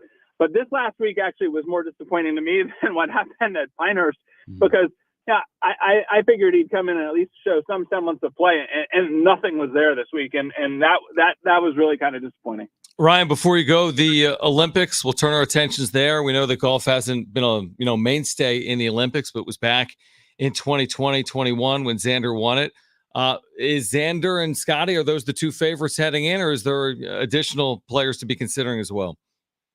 Well, I definitely think they're the favorites, given obviously they're the 2 best players in the field ranking wise and what they've done this season. I think Rory, again, it'll be interesting to see if he can get his mind cleared and play well. He's played the tournaments at Le Golf National, where the Ryder Cup was out in 2018. It's a golf course that used to host a DP World Tour event. So Rory's played there a little bit. So I think some of the European players who have played there before have the potential to be able to have a little bit more insight in this golf course. It's a pretty fun golf course, quite honestly. The last 4 holes are pretty exciting. So I actually think it could be a more interesting tournament than you might think just on paper, so to speak. But I don't think there's any reason to think that Xander and Scotty aren't 2 guys to be watching here. Hey, I mean, Scotty played great at Troon. He just couldn't make a putt to save his life. And so his game's still in pretty good shape. So, yeah, I could see them having a pretty interesting showdown, and it would be wild to see how who might pull it off. Maybe again, another deciding factor in this Player of the Year race thing. Yeah, what would be interesting is if Xander can medal at the Olympics. You talk about capping off a year, 2 majors and an Olympic medal. It's already been an amazing year for Xander Schauffele, the San Diegan. Ryan, we appreciate it. Good to know that you enjoyed your time at Royal Troon. We hope to do it again at some point soon. And thanks for joining us in San Diego. Hey, it's my pleasure to be on, guys. Take care now. All right, Ryan Harrington, managing editor at Golf Digest. Royal Troon, have you been? I have not. Have you? Have you ever been to Europe? Soon. You should go. I will. What is the biggest difference right now between this year's Padres and last year's Padres? The numbers to back that up. What is it? The year? There's a lot. The differences between this team and last year's team? I'll tell you coming up next.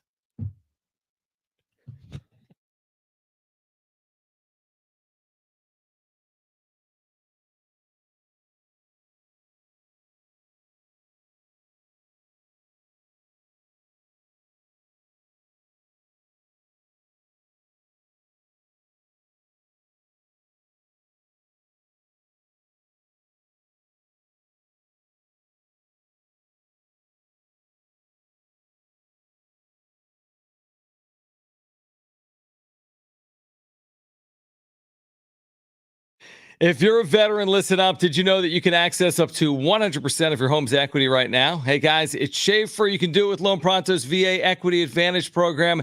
You can get 30 or 50, even 100 grand or more, and use that money to pay off all those credit cards and personal loans, car loans, maybe use that cash to do a home improvement project. Veterans love working with Loan Pronto because they make it easy. No junk fees, no hassle. They can unlock that cash in your home's equity in a matter of weeks. Don't keep paying insane rates on credit cards. There's a smarter alternative with Loan Pronto. Get more info and start the process now at loanpronto.com. Or if your current VA loan rate is over 6.5%, Loan Pronto can get you in a streamlined refinance with a lower rate right now with no income verification and no appraisal. Lower your monthly payment big time. Loan Pronto makes it so easy for veterans. Here's the number to call. You can do it right now. 619-207-4336. That's 619-207-4336. 619-207-4336. Equal housing lender, NMLS 1661781. Subject to lender approval, NMLSconsumeraccess.org.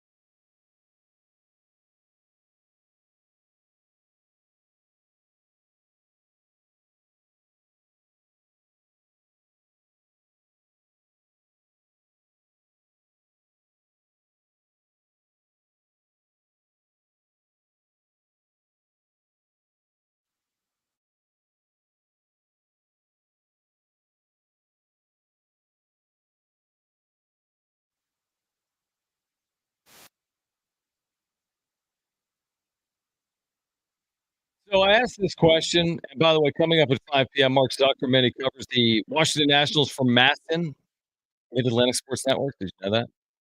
Yeah. No, you didn't. Mark Zuckerman will join us coming up at 5 p.m. So the biggest difference between last year's Padres and this year's Padres, what would you say? Don't look at the rundown. You just did. I didn't see it. I don't trust you know how to read, so it's all good. It literally was on 440. Oh, wait, 447. Yeah. Okay. Did you see what I put in there? No, I didn't. Okay. So what would you say? The biggest difference in last year's Padres and this year's Padres is their offense. Simple as that. Offense has been better, more capable. As a whole, yes. Like from start to right now, yes, the offense is the biggest difference in last year's team. Okay, I would agree with that. Let me give you something more specific than half the team. Offense or pitching. What I'm going to give you is something Kevin AC wrote about today in his newsletter. So a year ago in one-run games. Oh, yeah. I saw that. Worst record in baseball. At one point on pace to be the worst team in baseball history in terms of winning percentage, right? Actually pretty decent. They were 9-23 last year. Whatever that winning percentage is, not good. Not great. 300 maybe. It's bad. This year, they're not world beaters, no, but they're way better. You don't have to be. They're 11-12. They're 1 under. A year ago, they were 14 under in this category. They're pacing to be like between 1 or 2 games under, basically a 500 team in one-run games. A year ago, they're 14 under. You stay 500 in one-run games, and you're giving yourself a chance to do what you've done. If you were last year's team in one-run games this year, you're not sniffing 82 wins. They would have won 72 games, maybe. Maybe, if that. So, again, that's either. Extra inning games. They've been better. They haven't played a ton, but they've only lost once. Compared to last year when they were awful. Win an extra inning game and save their lives. And then one-run games with Robert Suarez in the back with this offense that's been better and has had just a knack, and they've had the walk-off wins. That combination has kept them afloat right now in the National League. Even Robert Suarez has had 4 out saves this year. 5 now after yesterday. 5 4-out saves. 5 for most saves in baseball this season. He's been incredible. He's a guy that has only had 2 blowups. Arizona, the team actually won that game. Right. Philadelphia. Mm-hmm. That's it. So, all year. So really, there's only been one time he's appeared in the game, the team's lost. One time. That was in Philadelphia. Yeah, that's crazy. That was every close game. Yeah, definitely. And the Phillies are one of, if not the best teams in the National League. Right. And he still leads baseball in saves, Suarez. So again, I think that remember a year ago, and you didn't like this. I don't blame you for not liking it. I wouldn't tell you to like it, but you didn't like the whole there's bad luck. Right? 9-23. Right. You didn't like that. It was just fair. But the truth is it was going to be hard to replicate playing that one-run game. The odds of them going 9-23 again in one-run games are quite low. Because it's like there's that regression to the mean. They say, like, if you read Phil Steele's college football magazine, it's like, this team was plus 20 in turnovers. The odds are you're not going to be plus 20 in turnovers. It's like continue to happen. There's some dumb luck in there, whether you hold the football or you don't. You're plus 20 one year, you're minus 2 the next. Also, I can make the point of they've been much better in one-run games this year, and they're still only 2. I know, but that goes back to the original point, which is like, if they were last year's team, they'd be getting buried. Oh, for sure, yeah. Getting buried. It'd be over. We would be talking about, all right, you trade Dylan Cease, you trade Ha-Seong Kim, you potentially trade Luis Arraez. I mean, I'm moving Robert Suarez maybe if they're 15 games under 500. I mean, you blow it all the way up. Right. And then Preller's gone. What else? There'd be a lot of discussions there. Like, well, do you want Preller to trade those pieces because he's going to be fired at the end of the year? Right. It's a lot. Yeah, this team is significantly better numbers-wise across the board than last year's team in a lot of major categories. But it's just weird how they're still only 2 games over 500, and the trust factor is really not there with this team. It's not, because you could have a good road trip here, and how do I know they're not going to give it right back?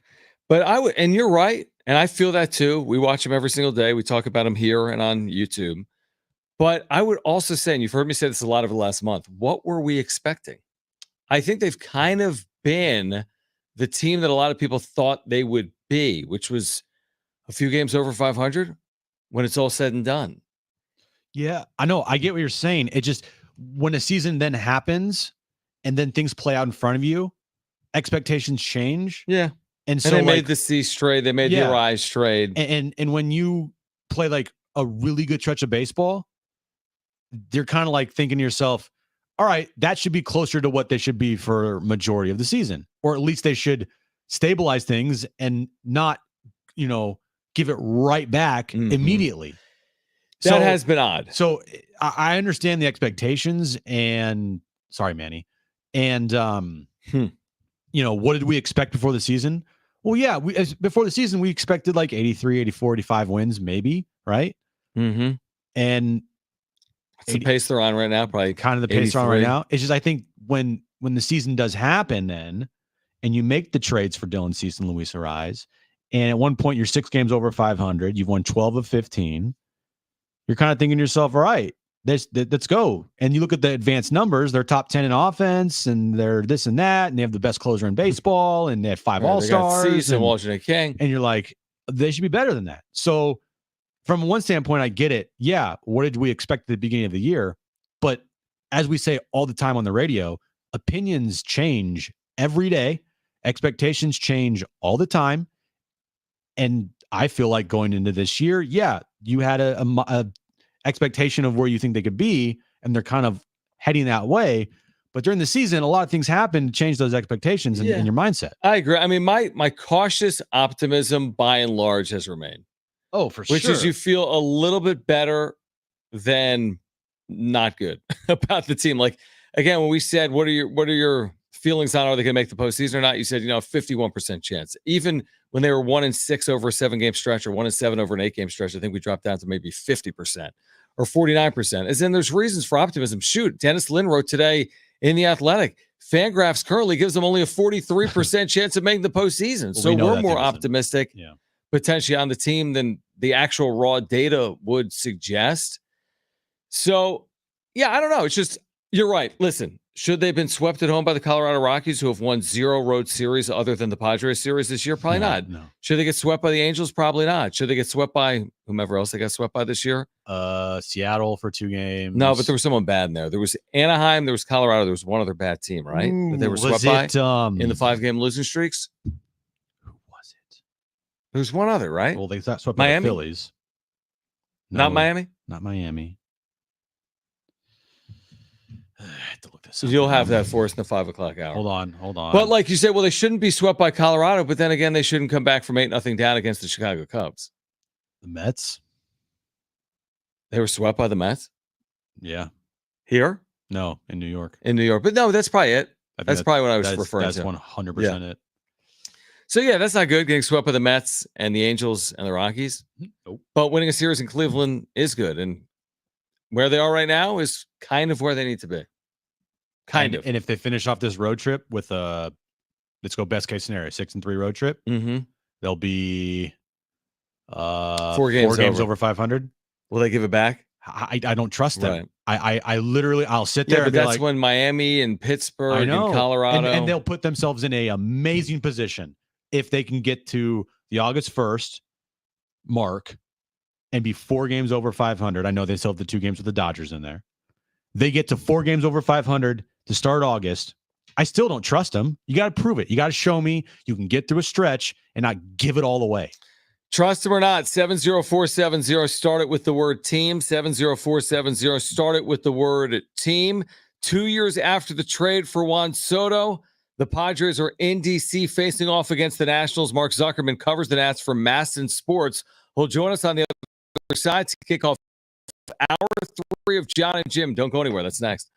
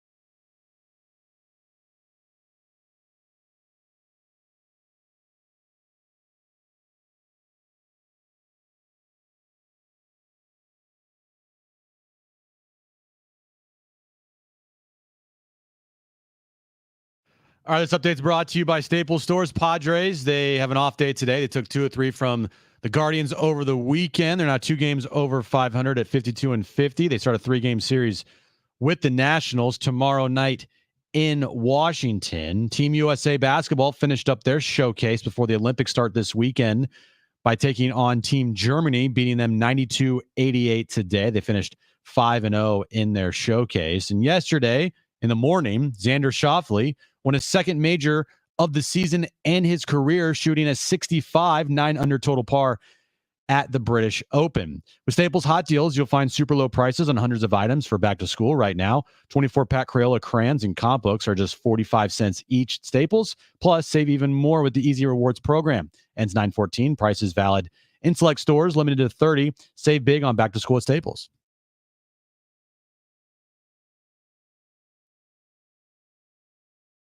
Jon and Jim.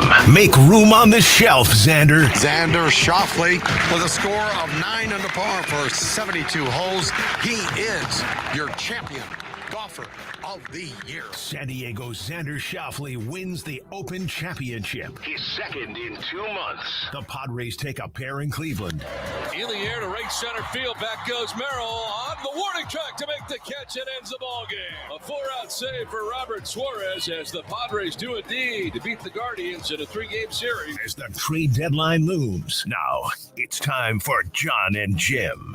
All right, San Diego, Southern California, what's going on? Final hour of Jon and Jim with you until 6 p.m. We've got the latest on Joe Musgrove. We'll share with you later this hour. We have Niall Horn at tickets to give away, formerly of One Direction. We'll do that this hour as well. But it's great to catch up with Mark Zuckerman. He covers the Nationals for MASN Sports. He's with us right now on Jon and Jim. In San Diego, as the Nats and Padres get set for a series that begins in D.C., our nation's capital, tomorrow. So, Mark, we appreciate your time. First things first, we saw the dust-up, Padres-Nats at Petco last month. Is that thing, in your opinion, over and done with? And thanks for joining us today. Yeah, my pleasure. I think as far as the Nationals are concerned, it's over with. I don't think there's anything left for them to do there. I suppose it depends on how Jurickson Profar wants to approach the series. But no, I think the Padres kind of made their statement by winning all 3 of those games, and the Nats are ready to move on from that, try to actually beat them for once. With the Nationals sweeping the Reds here, does this feel kind of like their last push before the trade deadline to really make a run at this thing? Like, do you envision them being buyers or sellers here? I think the guys in the clubhouse really want to believe that they can be in this race. This is not a position they've been in quite a while. The problem is, I think the front office is a little more realistic about it. And while it was nice to see them hang around 500 and right in the middle of this just wide open race for the first part of the summer, they cooled off a lot there in the last few weeks before the All-Star break. They already traded away one of their relievers, Hunter Harvey, to the Royals just before the break. And so I still think the front office is looking more towards next year than this year. And that doesn't mean the guys within the clubhouse can't try to go for it and see what they can make happen. But I think it would take, a phenomenal week from them, 5-1, 6-0, to perhaps convince the front office to take a different approach. But I don't know that they're going to be huge sellers, but I really don't see them being buyers right now. I think all their focus right now is on building a team they think can win next year. Mark Zuckerman with us right now on San Diego Sports 760, covers the Nats for MASNsports.com in D.C. So it's been 2 years since that really generational trade, I guess, between the Padres and the Nationals for Juan Soto. The slew of prospects coming back. They're starting to pay dividends in D.C. How is that trade looked at 2 years later from a D.C. perspective?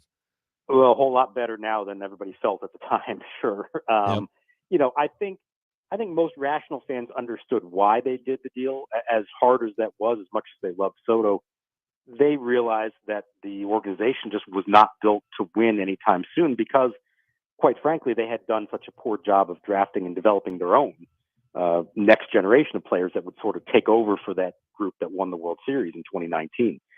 And the only way, or the fastest way, to try to rebuild that thing was to trade away a generational player like Juan Soto and get so much in return. And as hard as it was, people understood that Mike Rizzo got a lot back in that trade. And it's taken 2 years to really, I think, see that tangibly. But you now have James Wood in the big leagues looking impressive as a 21-year-old. You have C.J. Abrams as an all-star shortstop. You have Mackenzie Gore, who on his best days looks like an ace.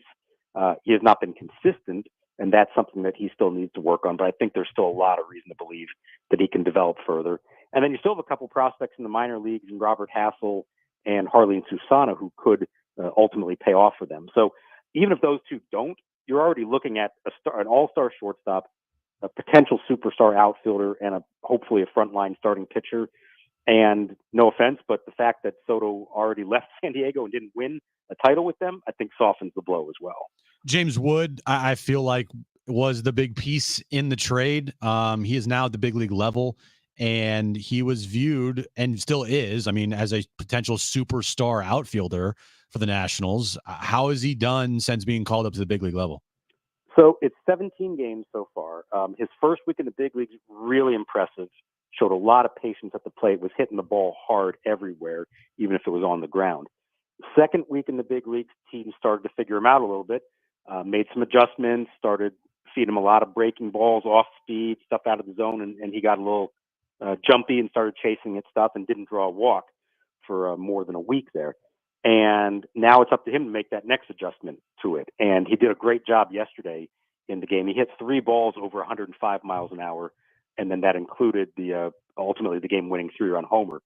What's remarkable is at 17 games, he has faced more plate appearances against left-handers than right-handers so far. And that's both because teams are bringing in lefty relievers to face him, but for whatever reason, they've just faced a bunch of lefty starters as well. So hopefully over time, as it evens out, he's going to see more righties, and that'll help as well. But they're very encouraged and pleased with what they've seen from him, and have every reason to believe that he is going to turn into the superstar they always thought he would be.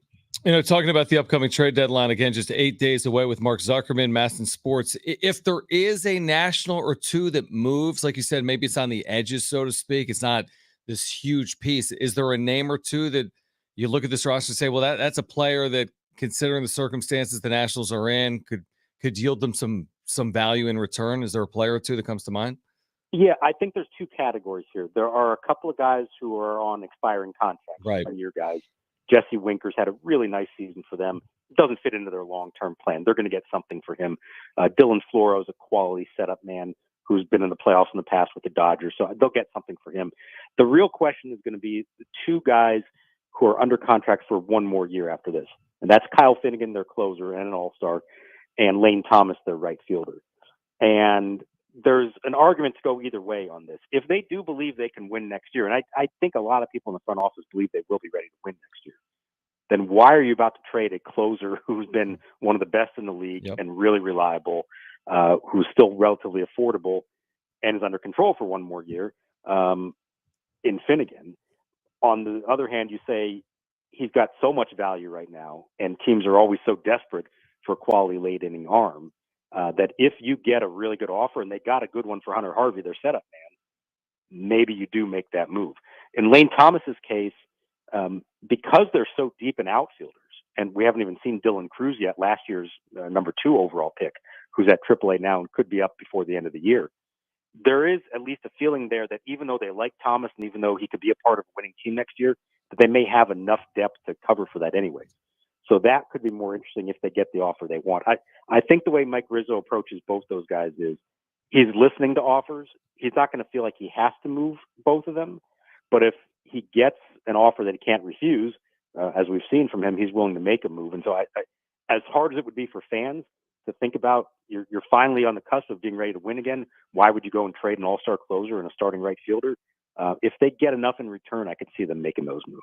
You've already seen the Padres one time here in San Diego. It was in the stretch where the Padres playing their best baseball of the season, but they kind of fell off a little bit. They're 52-50. What's your view of the Padres this year? Yeah, well, based on what I saw, they look great. Right? Yeah, they really did. True. They're amazing all year long.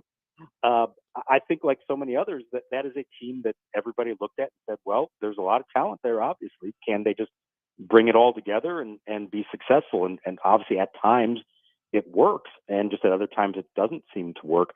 The star power is clear. Profar is obviously having a great year for them. They've overcome the losses of Soto and Snell, I suppose. I don't know.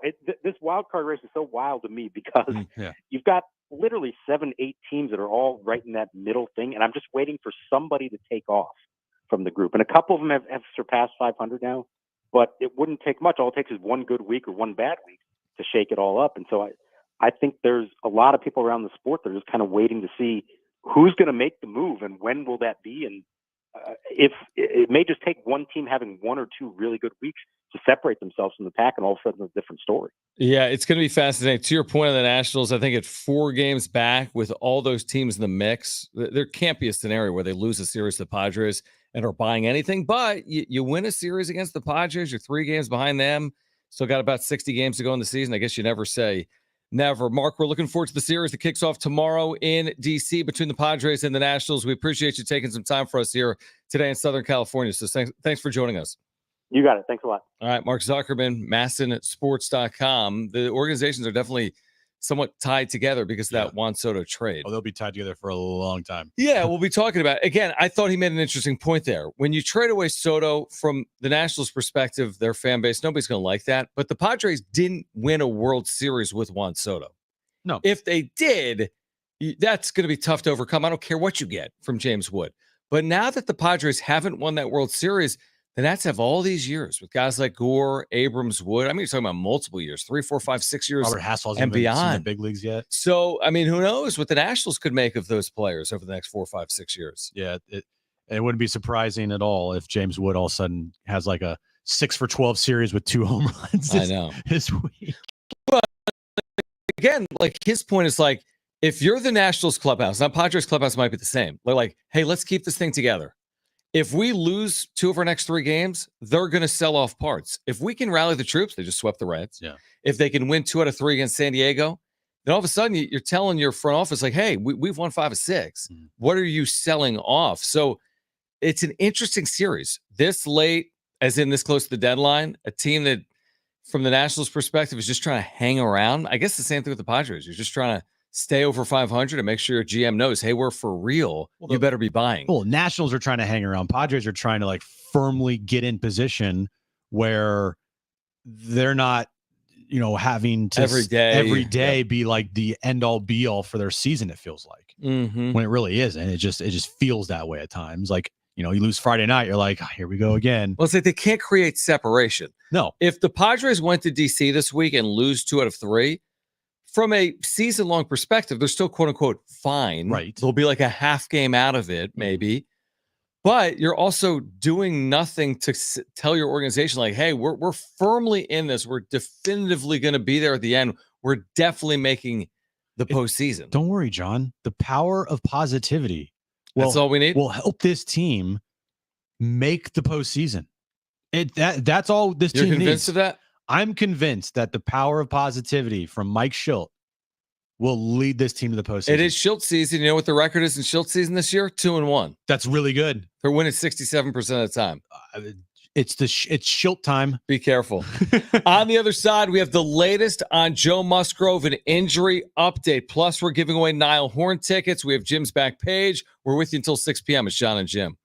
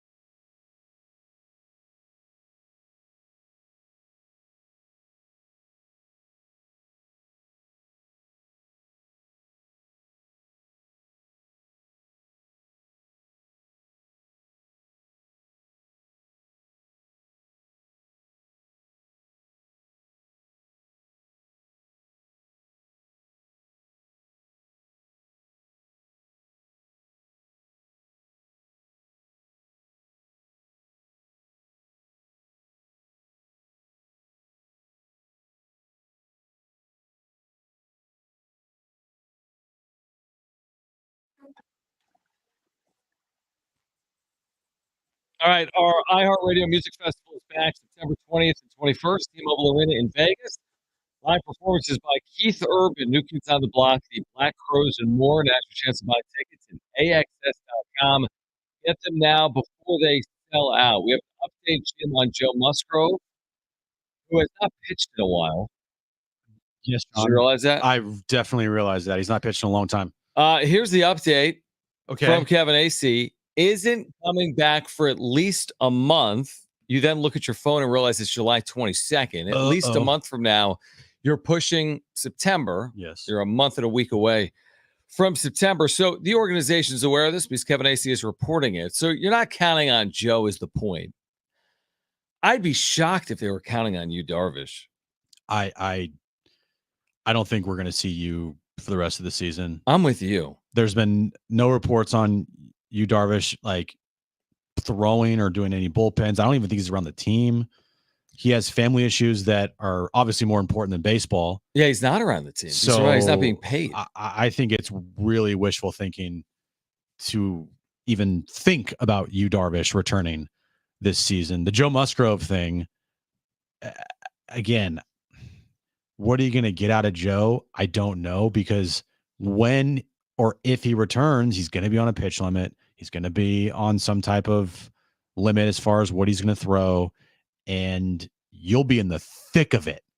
And by that, I mean, you got a month left and you could be either a couple games ahead or a couple games back or tie with a bunch of teams. And you can't afford to have a guy go out there and pitch like he did when he was out there this year. You need to have quality starts. And can Joe give you that? I don't know, but he's the type of guy that, I mean, bless his heart, he's a competitor and he wants to be out there. But if he's not going to be able to help this team when he's out there, the organization is going to have to step in and be like, look, man, we need to go with these other guys. Well, here's the thing. You cannot count on him because the trade deadline's 8 days away. And even if he does return, how could you possibly know that within the next 8 days? The other part of it is, I hope he hasn't wasted all this time if eventually some type of surgery is coming. You know, like if you've been trying to get back only to then not be able to get back and then eventually go under the knife, like it's very concerning. This Musgrove deal, this Darvish deal, that's, I guess, for another day. But you got real money tied up in Joe Musgrove and you, Darvish, long term. Not 2024. I'm talking about 5 and 6 and 7, right? Because Musgrove's under contract for 27.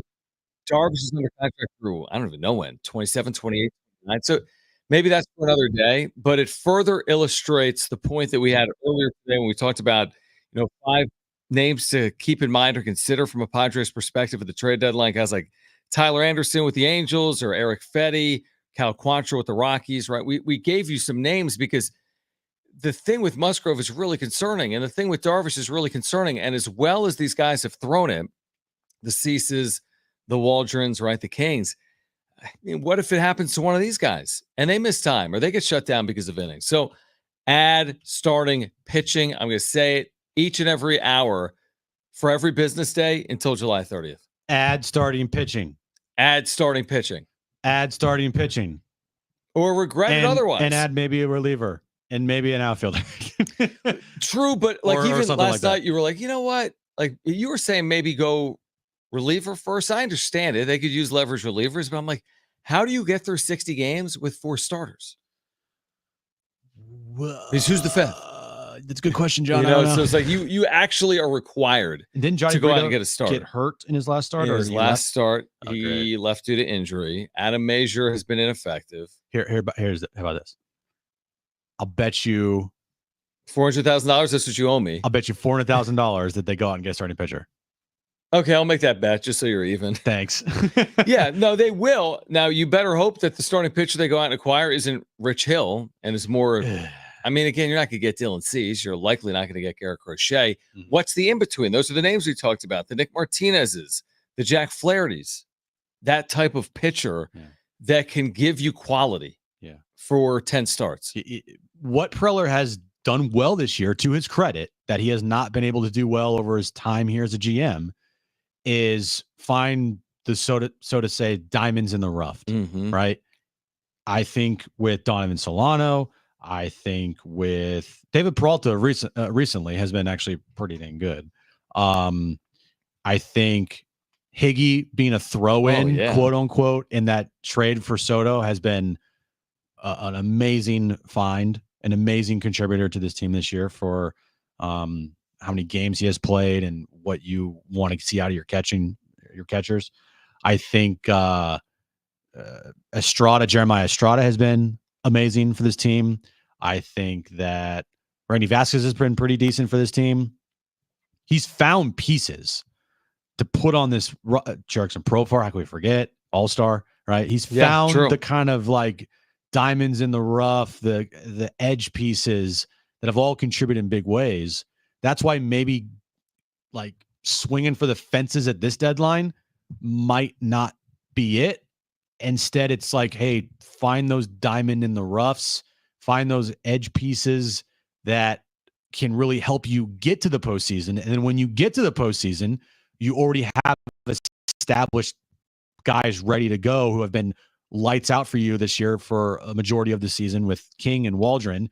And then Cease, if he can turn back into Cy Young Cease, like you feel pretty good about yourself. And then maybe you do go out and you swing for the fences with a reliever, because relievers are more important, I feel like, when it comes to postseason play, because you don't see the 4-5 man rotations in postseason play anymore until you get to the NLCS or the World Series. And even then, you're relying heavily on your bullpen. And to your point, here, I'll use an example. The importance of a really good bullpen.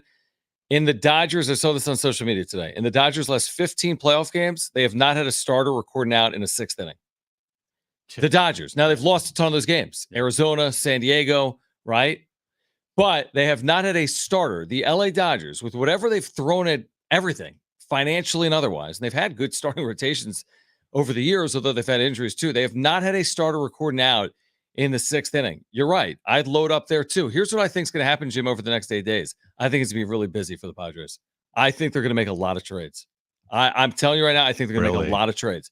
I think 2 starters are coming in. I think at least, I've said that repeatedly. I think 2 starters are coming in. I think at least a reliever is coming in. And I think there's probably an addition somewhere within the lineup of the bench. I think a starter and a reliever. Just 2. Just 2. 2 big leaguers are coming here. Yeah. I'll take the over. I'll bet you 400 grand. I'm going to go no on that one. We'll see. I think it's going to be a very busy week for AJ Preller because like you said, they're 52 and 50. Mm-hmm. So like it's a knife's edge. They got to improve this roster. Because if they bring in 2 starters, John, that need to pitch every 5th day. Okay. Nick Martinez. Okay, well then he's not. He's a starter. He started 5 games this year. If you start 5 times, are you starter? And okay, that is a good player because he can start. And then if you're long man, and then when Joe comes back, they need someone to put in the rotation and put someone in the bullpen. Nick Martinez can go in your bullpen, but like, I don't know. I think getting multiple starters. And then you put Randy Vasquez back in the bullpen. Okay. I mean, sure. There's my plan. Go for it, John. I'm the new GM. Major leaguers, 2 starters, a reliever. At least 3 major leaguers. Sure. At least 3. Okay. On the other side, we have Niall Horn tickets to give away. We'll continue this conversation as well. Plus Jim's back page. Next.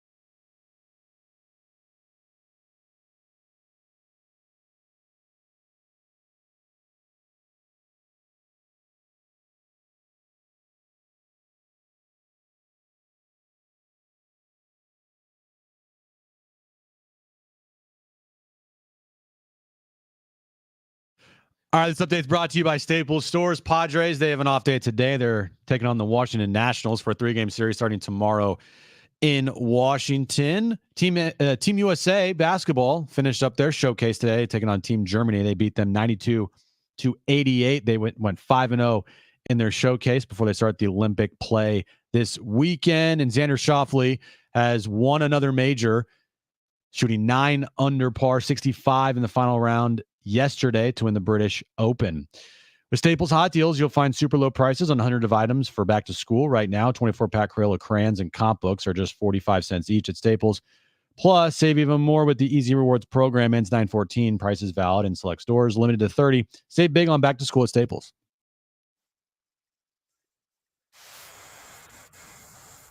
All right, we have Niall Horn tickets to give away, formerly One Direction. We'll do that in the next 10 minutes. We have Jim's Backstage coming up. We've been talking about the Padres at the trade deadline. Also, Adam Schefter reporting today, Jordan Love could become the highest paid player in NFL history.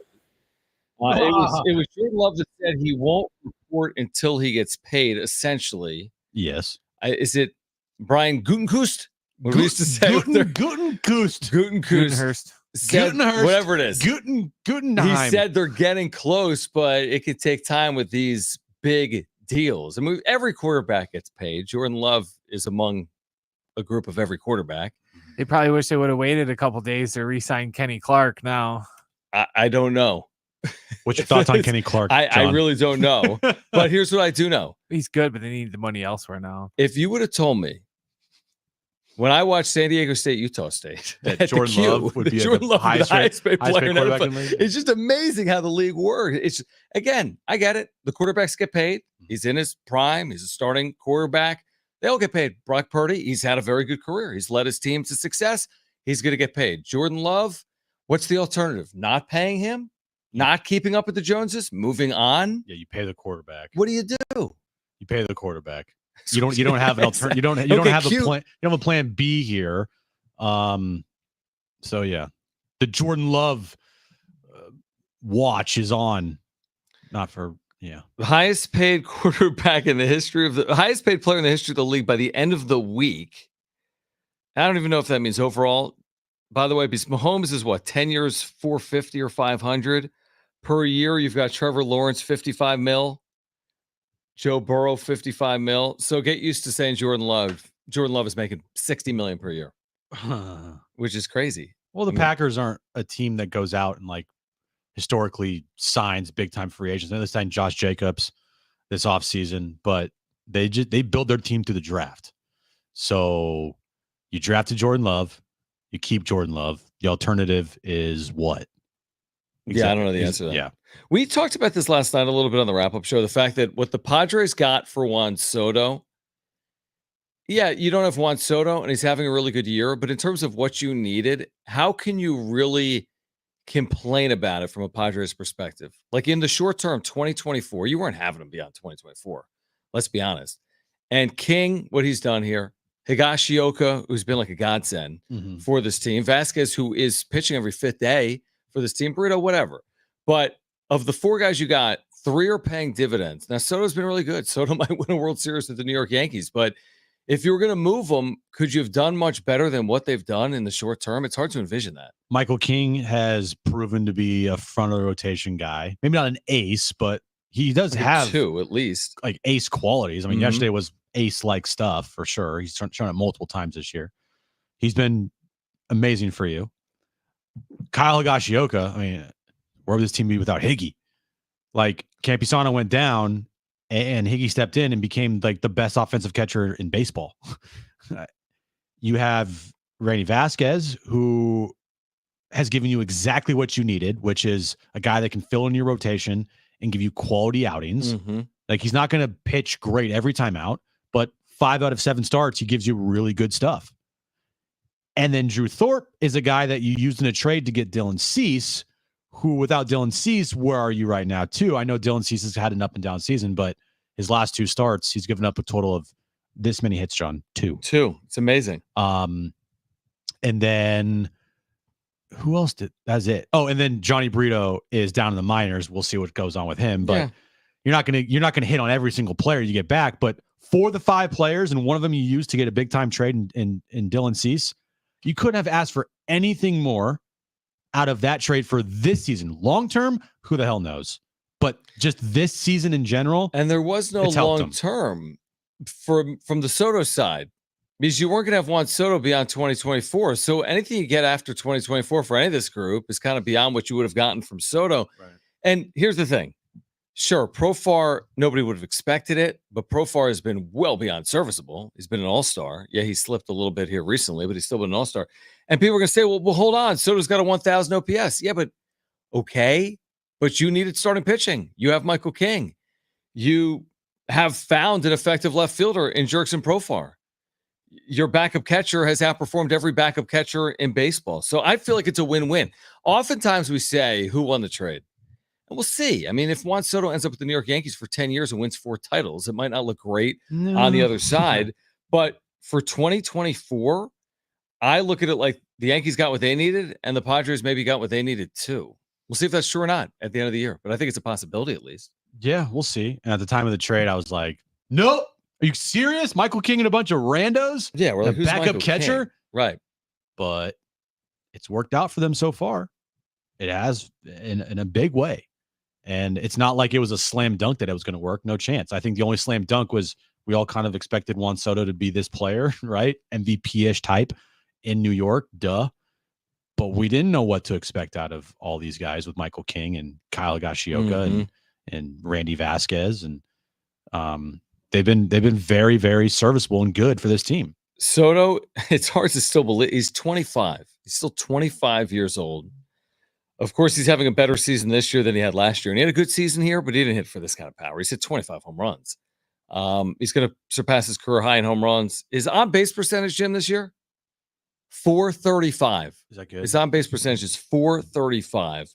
He's had an amazing year. Who knows where he's going to play in 2025? I would guess the front runners would be the New York Yankees with their wallet, but he's already been with 3 teams over the last 3 years. He's only 25 years of age. He's been with 3 teams. I mean, maybe he switches again. He's getting the richest deal other than Ohtani ever. That's been guaranteed with this year. Yeah. Richer than the Trout deal. He'll get the Trout deal. But more. Like he'll surpass it by at least a small amount. He'll ask for the Trout deal. I don't know if he'll surpass it. Yeah. What's the Trout deal? I think like 500. 426. Close. 12 years, 426. Okay, well then Soto's probably asking for 427. AAV 35. Which is not crazy. It's not. You're right. At that time, of course, this is going to go down as an awful deal. They all do. You're right. Name one great $300 million or more deal. Great. Of recent memory, Machado's had ups and downs. I think Harper's been a very good deal. He's got to win a World Series for it to be great. Well, Harper signed he got over 300. I know, but was it a 14-year deal? It's like 13 for 360. It's something ridiculous. But it was also a no trade clause in there. So he's just a flat rate for 13 or 14 years. Yeah, good question. I don't know. No pitcher has ever had like a 10-year, $300 million deal, and it turned out to be good. But I don't think there's any $300 million pitcher that has. Garrett Cole has been pretty decent for the Yankees, but he's also very early on in his career, right? With Judge, not the career, but his deal. Same with Judge. The richest deals in baseball history: Ohtani, Judge, Harper. But you never sign a player for their, year 8, 9, 10 of the contract. You sign the player for year 1, 2, 3, 4, 5 of the contract. But I mean, how many of these guys are winning 3 World Series their first 4 years of these organizations? How do you make this Ohtani deal a good one? You win a bunch of World Series. That's the only way to do it, right? That's my point. Like, how could you look at this deal if you're a Dodger fan for Shohei Ohtani and say it was a great deal? He put up great numbers, but you don't win a World Series. I mean, that doesn't make any sense. You have to and win one. If someone told me the day he signed that with the Dodgers, he gets 1, what would you say? I mean, that's not over. It's like A-Rod got 1 with the Yankees. You look back in the A-Rod deal and be like, man, no, what an amazing deal. No, really. You got to win multiple titles for these to be great. Now, again, Harper has been very good individually. They haven't won. Well, what's the alternative? You don't sign him, you go somewhere else. Well, Manny Machado. A lot of people have made that argument. What if you didn't sign Manny Machado at least that second time around? Yeah. What do you do with that $35 million a year? What impact does it have on you? That's why it's so important to win now for the Padres, because that deal in 3-4 years it's going to look really bad potentially. Mm-hmm. Like, Manny's not going to be that 30 home run guy every single season through his age 40 year. I agree. It's not going to happen. It might not even happen this year. Like ever since he went 4 for 5 versus Arizona, that walk-off home run, he's been awful. He was hitless this weekend. Yeah, he's been awful since then. So I don't know, man. It's like you sign these guys and you got to win now. You can't worry about year 6 down the road. You got to worry about year 2, 3, 4. By the way, 9th richest deal in baseball history, Xander Bogaerts. 9th richest deal in baseball history. Manny Machado's deal, the 7th richest deal in baseball history. All right, Jim's back page on the other side, but call right now if you want Niall Horn tickets. Niall Horn, formerly of One Direction. He's playing at the North Island Credit Union Amphitheater in a week. It's on July 30th. So a week from tomorrow, Niall Horn, North Island Credit Union Amphitheater, Ticketmaster.com for tickets and info. Caller 5, you have 2 free tickets. You need to call right now. Here's the number, 877-767-4760. Caller 5, you have 2 free tickets. Again, the number for Niall Horn tickets, 877-767-4760, July 30th. Tickets at Ticketmaster.com. One more time, 877-767-4760. Jim's back page. That comes your way next.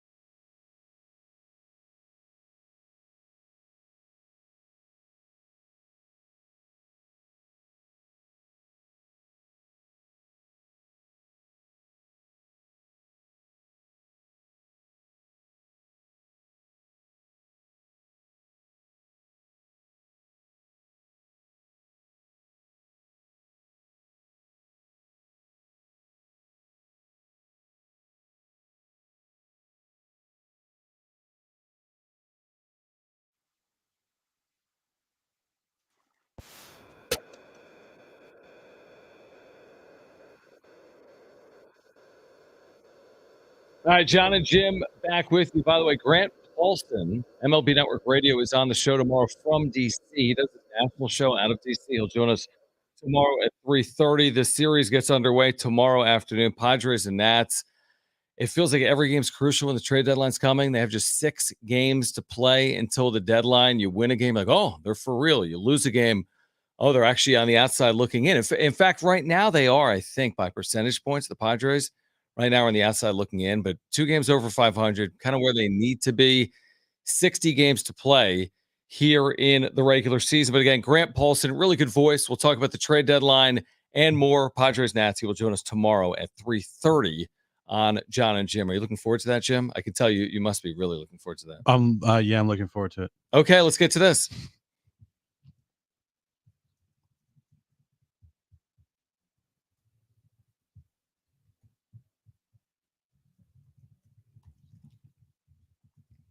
So the opening ceremonies for the Olympics in Paris is this Friday. Okay, I'm listening. Team USA, well, I guess all of USA, right? Everybody that's in the Olympics this year, they will be wearing this outfit for the opening ceremony. Mm-hmm. Made by Ralph Lauren. Okay. Mm-hmm. Guess how much this outfit costs. All right. All right. So each of these Olympians will be wearing the same outfit, and you're going to tell me it's really expensive? They have a personalized blazer, jeans, suede shoes, Oxford shirt, belt, tie, and socks. $1,000 a person? Try double that. $2,500 for the USA opening ceremony outfit in Paris made by Ralph Lauren. $2,500 a person, and there's how many Olympians? Hundreds and hundreds for the US? Hundreds. 600? You have the blazer, which is $1,000. Jeans, which are $400. What? These suede shoes are $400. The Oxford shirt is $320. The belt alone is $200. The tie is $175, and the socks $22. Yeah, because everything's polo. True, but that's expensive. You know, by just polo standards. Just a normal Ralph Lauren. You know, I've got some T-shirts in that. They're like $50 just for like a T-shirt. So that doesn't surprise me. By the way, that's $1.5 million in merch for 600 athletes. If they have 600, I think it's somewhere in the neighborhood of that. 1.5. But again, like, you're going to move a lot of product probably. Can you buy it? Can you go online and be like, let me get a USA blazer? I would not buy anything like Ralph Lauren for $1,000. I just wouldn't. Okay. I wouldn't buy a blazer for $1,000. I'll let Ralph know. Yeah. With the release of Deadpool and Wolverine this weekend, you can buy it at Bloomingdale's. Okay. I'm good. $998. Yeah, there we go. Like you said, yep. With the release of Deadpool and Wolverine this weekend, there's a bunch of promotional things happening for Deadpool and Wolverine. It's this upcoming weekend it's coming out, or it came out? No, this it's upcoming weekend. One of the things that is coming out for promotion for the movie is if you have an Xbox, John, you can buy a special, quote, cheeky custom controller inspired by Deadpool and Wolverine. The controller, if you turn it around, looks like a butt. Looks like Deadpool's butt. Or Wolverine's butt. Is that like it's like a big it's feature? a gag. It's a gag. Like, okay. It's like, oh, it's funny. Haha. And this is like a limited edition. Limited edition. Yeah.